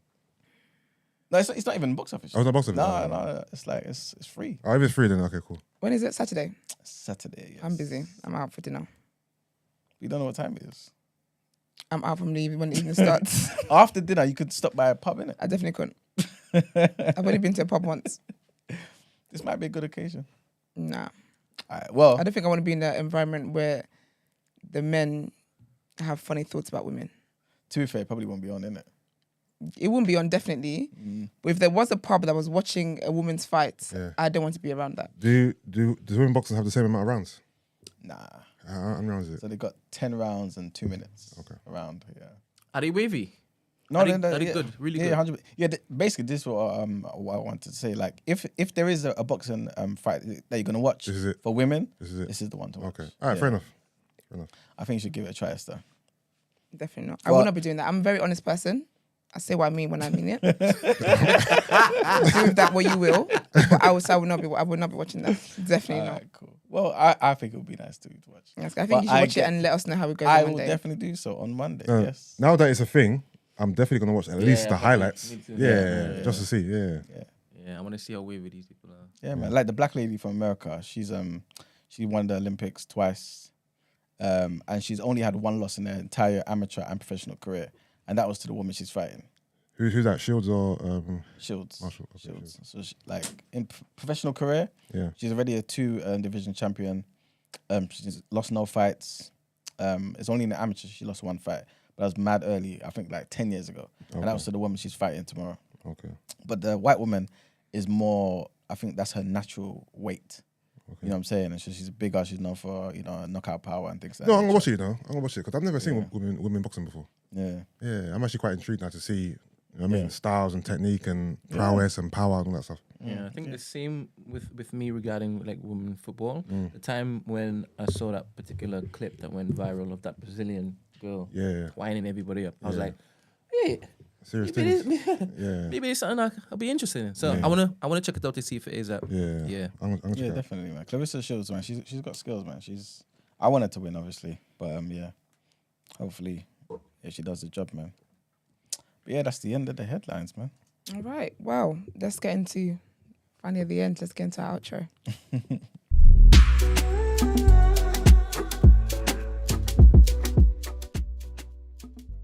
All the time for always tuning in. We appreciate the different opinions and views that are on this interesting platform. Do follow us on all our social media platforms, The Day After TNB, Instagram, Twitter, and TikTok. Also join the community. That is where, you can make suggestions for what you want us to talk about, topic of the day and things of such nature. And you join that by searching in your browser, community.thenewblack.com. If you would like to send voice notes in or text in, asking for a friend, sis, what would you do? Or just even for the reactions actually as well. That has to be 30 seconds voice note, by the way. Also, But sorry to interrupt you. Why is Margs on Twitter just tweeting? No, I'm gonna have a conversation with him afterwards because Margs doesn't know how to like not come to work. You don't come. You don't not Yeah, to you know- come yeah. and then be tweeted. What time did he tweet that? He's okay, cool. So he tweeted 58 seconds ago. Yeah. He also tweeted 1 hour ago. Stop it. Yeah. And he also tweeted Yeah. Thanks. 2 hours ago. Thanks. Because I'm instead of him watching the live, at least and laughing, Yeah. he's tweeting and not watching the live. All right. Yeah, Margs, I think, obviously Margs has spoken up about how, he hasn't worked in like an office like we do. There's a way around, not showing up at work. Yeah. There's certain things. He hasn't learned You it. play dead. Yeah, exactly. Stay offline at least until 12 or 1. Yeah. Then you come out. Then you're like, oh, I'm recovering from what it was that Yeah. prevented me from showing up to work. But this is the great part of TDA, really, Also, isn't someone, it? hold on, he tweeted something like, I'm gonna have to call in sick today. He didn't even call in sick. And someone asked him, from what? No behavior. Like, they don't even know what he's doing in the mornings, bro. That's what I'm saying. Don't worry. Can I read this out? Like, oh man. Here it is, yeah. I think I got called in sick. My head feels like it's being kicked off. And then someone was like, call in sick where? No behavior? All right. Brent is, yeah. Snitching ass Yusuf. No, Brent would have seen anyway. Yeah. Go Brent on, would then. have seen it. To be honest, when y'all asked me the question, there was a question you asked me. I was like, I wasn't paying attention. Yeah. It's because Jinan just said, go and check Mark's story. He's singing a song. Oh, story as well. I thought Stop it. I thought he had the goal to basically be singing. I think it was Asaki as well. Stop it. And when I went there, it was 8 hours ago. So I'm like, Okay. Oh, yeah, I saw that. That Only was time to hear ago. this? Yeah. All right. Yeah. All right. It's mad. Who are championing for? I said he should get disciplinary. Someone said he should let him off. Yeah, man. Marks is gonna get it. What were you gonna read, Iman? I don't. He wants trouble. Go on, say it. No, say it, go on, on. read it. It's just. I thought we were friends again, but With who? one of my Oh, wait. What? The Kevin Thompson turn on you or something? no. Of course not. Wait. Yeah. Wait. What's up? Wait. Is it the same person? Huh? Is it the same person? Yes. Is it the person I know? Yes. No. It's Yeah. Yeah. Oh, is it? Yeah, but Okay. you deserve every cooking you're getting. No, but Esther. I really hope when Esther, this goes Esther, live, watch I this, really yeah. hope you get cooked No, but Esther, watch this. and yeah. you're hanging from the last thread on your shirt. Alright, Singlet. but Esther, watch this. Last singlet, that's it. Did I? You know what the thing is? I don't have a problem with what I say. I just have a problem. We with, know you don't have a problem with it. Thank you very much. I have a problem with what people think I'm saying. I never said this comment. So this is what the person said. I'm sorry, but E-Man knows. Oh no, sorry. Where is it? God damn it. But you know what is E-Man sometimes though? The thing is, when you say something, I think that when it's said back to you, Yeah. you assume that there's been other stuff added to it. But sometimes people are just saying exactly what you've said to them back to you. No, but I don't think that's the case. I'll tell you why. Because listen to this. Tell me if I ever said this, please. I don't know if you really want me to. No. I Trust want me, you. Iman. This I don't person know if you saying want me to. this person is saying that I said when Iman said that single mums are single because they won't consider polygyny as a feasible option. No, not you didn't say that today.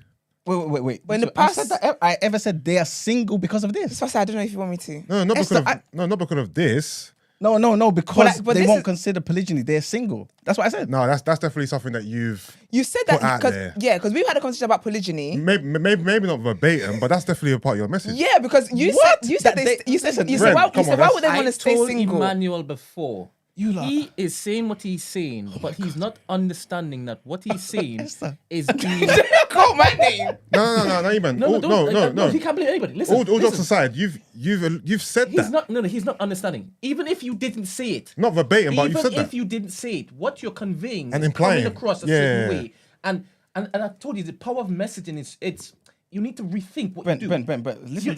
You're gonna Wait, say wait. critical thinking. No, I'm not gonna say anything. I'm gonna say, listen to all the words I'm saying. But Iman, that's what we do though. No, wait, Esther, watch this. Eman said, single mothers are single. The reason they are single is because. No, So but, what you would say? No, but you can't let me- say let me- no. let me This is tell what you they how- said. I let said. me I know, tell you but- why they would say that. go Let me on. tell you why they would say that. Because when in questioning back and forth, you would suggest, hey, you don't have to be single. If Yeah. you considered this, you won't be single.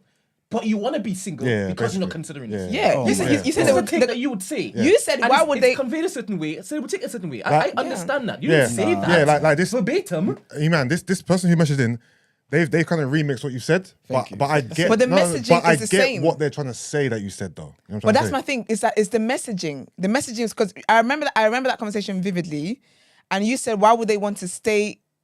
Why would you rather stay single than be with a man who's going to provide for you, be there for your child, blah, blah, and basically be in a polygyny situation?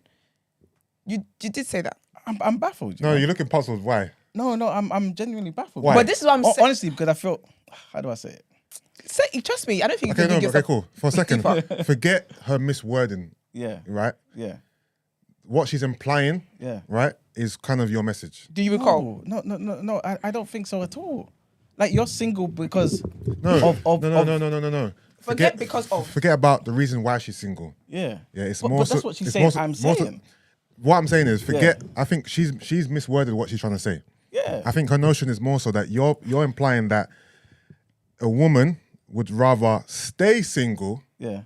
than join a polygamous situation that might better her. And you didn't understand that. No, but women were saying that themselves. They were saying that I would rather be single because polygyny is not for me. And you're saying, why wouldn't you want to be in a situation that might better you? As in, you're for polygyny.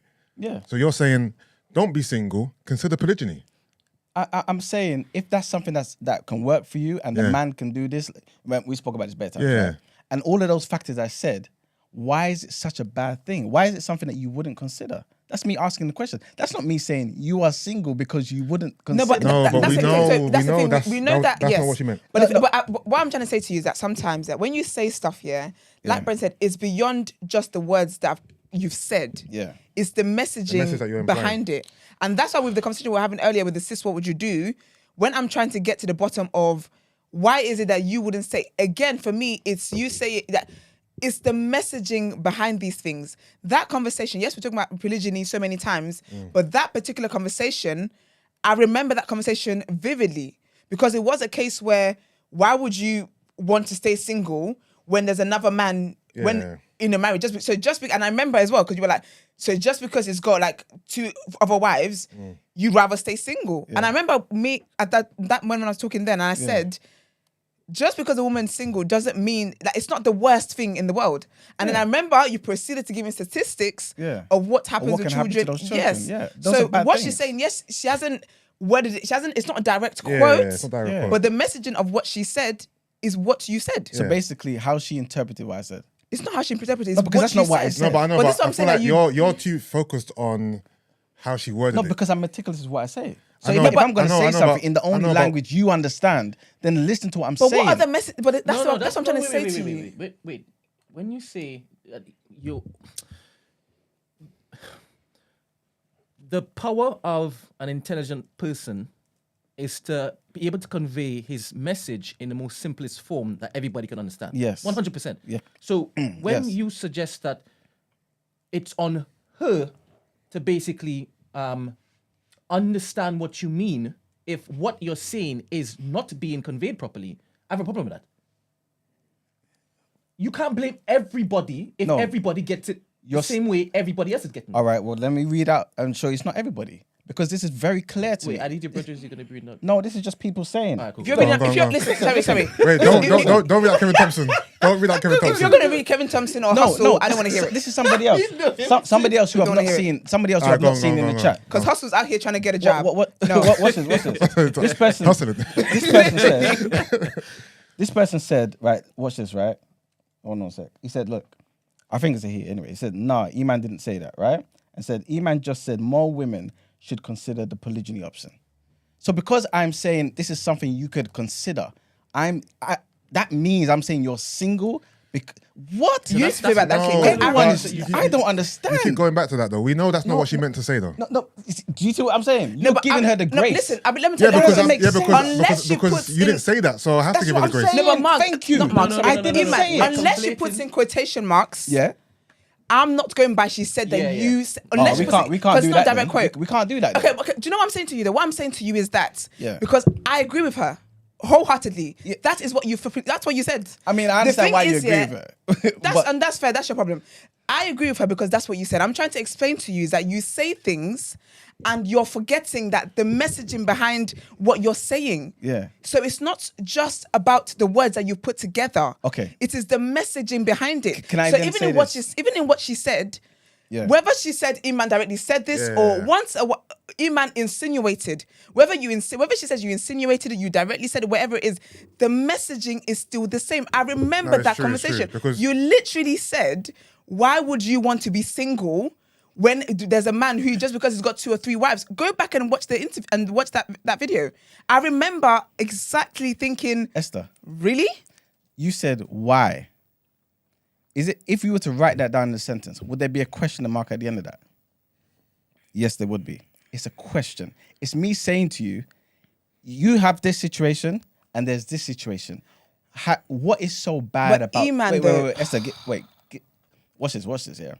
What is so bad about this particular thing? I'm saying to you, you're so quick to rubbish that particular idea. What is so bad about this? I gave stats and I said, based on the stats, it doesn't have to be your reality, and pray God willing, it's not your reality. But based on the stats from today going backwards, right?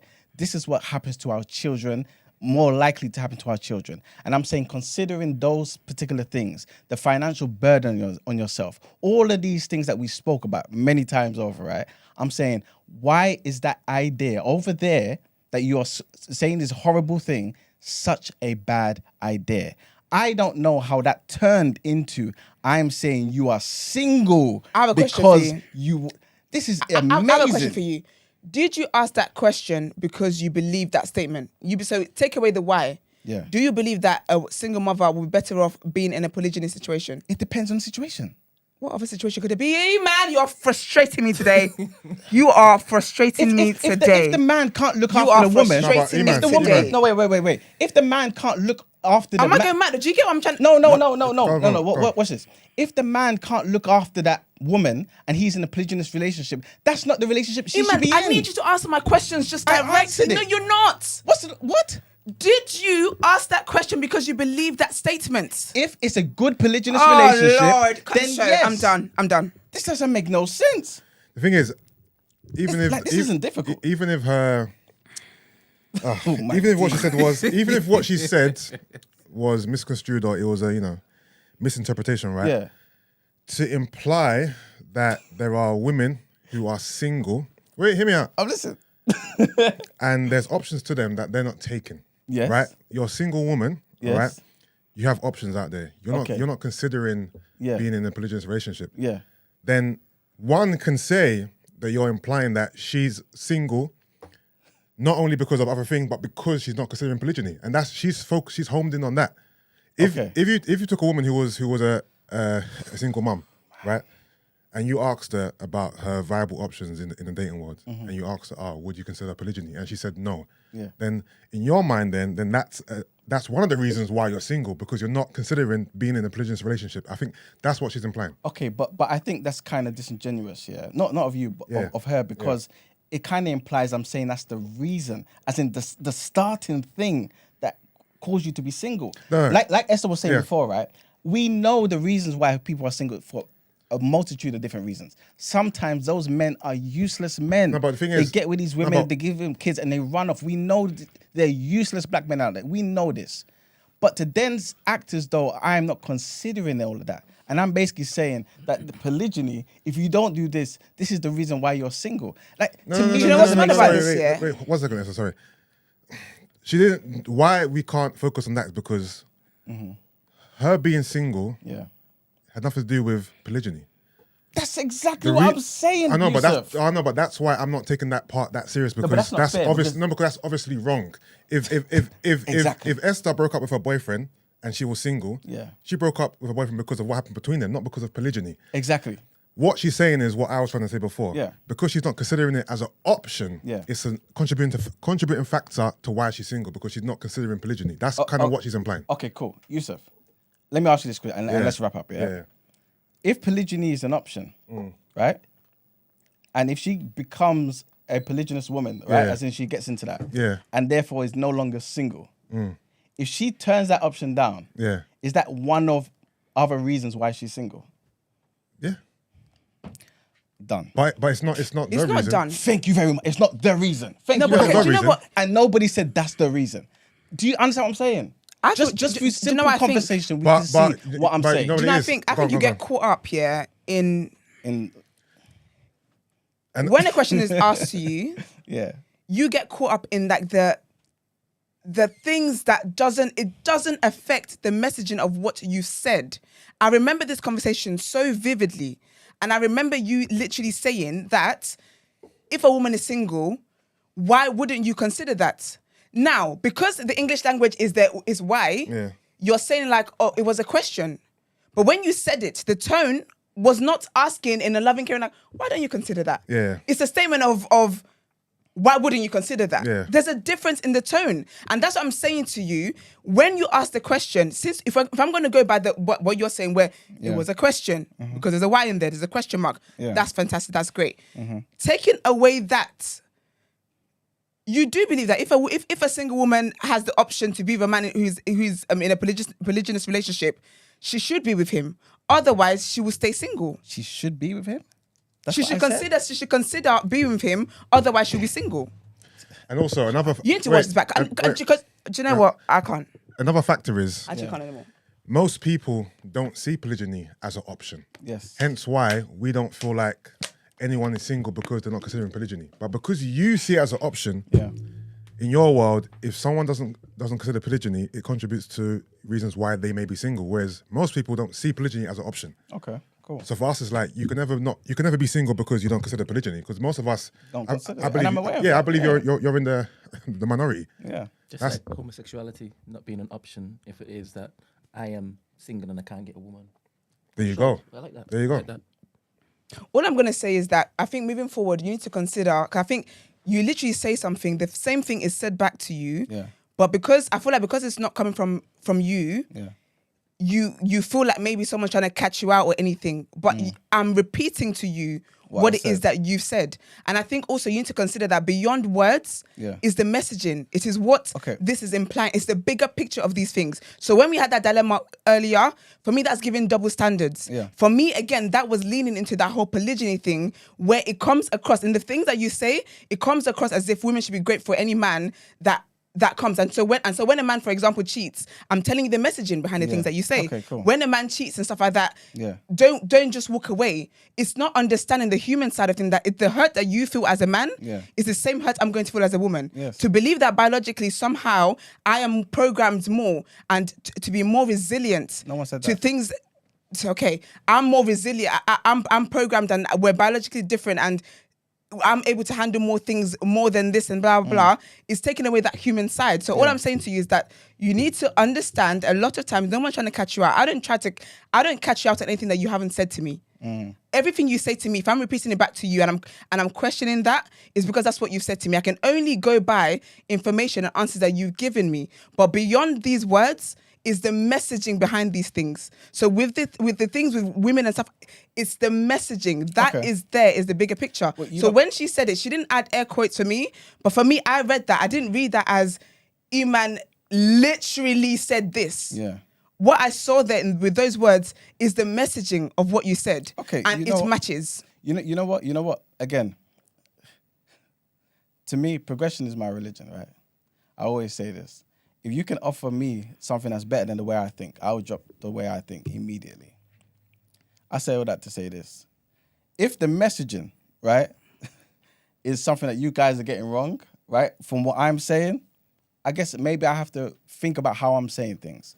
But to me, if I say the wall is black and you say back to me that the wall is black, that's what I said.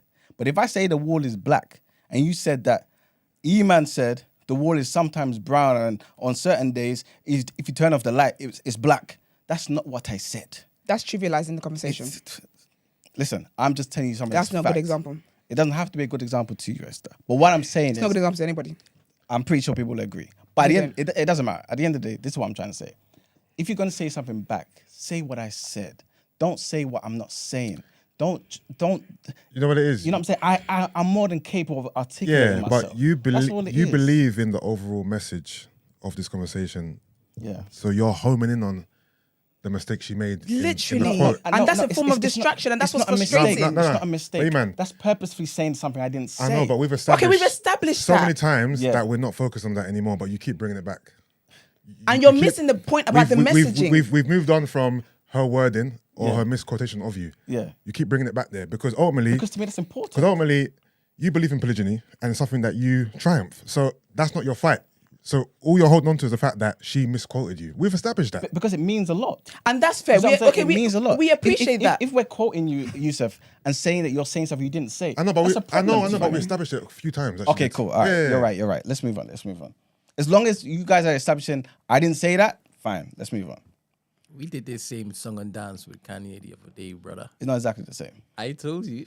It's not exactly the same. It's not exactly the same. It's dangerous, with him saying what he's saying and it being interpreted a particular way, right? Yeah, but that's interpretation. You've seen the ramifications of people just literally looking at him, looking at his history of commentary. And that's what she's also doing. She's also seen a pattern from you. All right, that's and fine. so she's saying, well, 100%, this is what he means when he says what he says. Okay, and fine. she has remixed it. Brother, I'm glad you're saying that you're saying what I mean. I remixed one thing today. Cool. I remixed one thing today. So I understand about remixing, but it's the sentiment, the messaging behind it, the context of what is being conveyed. That's the most important part. And if it is that you believe it's the most important thing for people to understand what you're talking about and whatever you're saying is not hitting that, brother, just change it up. This is what I just said. This is what I said. I said at the end of the day, I'm not too big for a correction. If I'm saying something wrong, if I'm saying today the sky is blue and people think I'm saying something else, then I have to think about how I need to say this. You know what I'm saying? But if I'm saying something, don't say I said it if I didn't say it. You know what I'm saying? Because we can all use memory to remember what I said. This wall is black. Say the wall is black. Say E-Man said that. Don't say I said this, that, and the third. Say you think I mean this, that's okay. I can correct you. But don't say I said something I didn't say. Nobody in this room, nobody in the world wants to be misquoted. It's not right. You know what I'm saying? Anyway. Love you, bro. The black man is Allah. What do you say about Allah? Pick up the nation, man. No. What do you mean, no?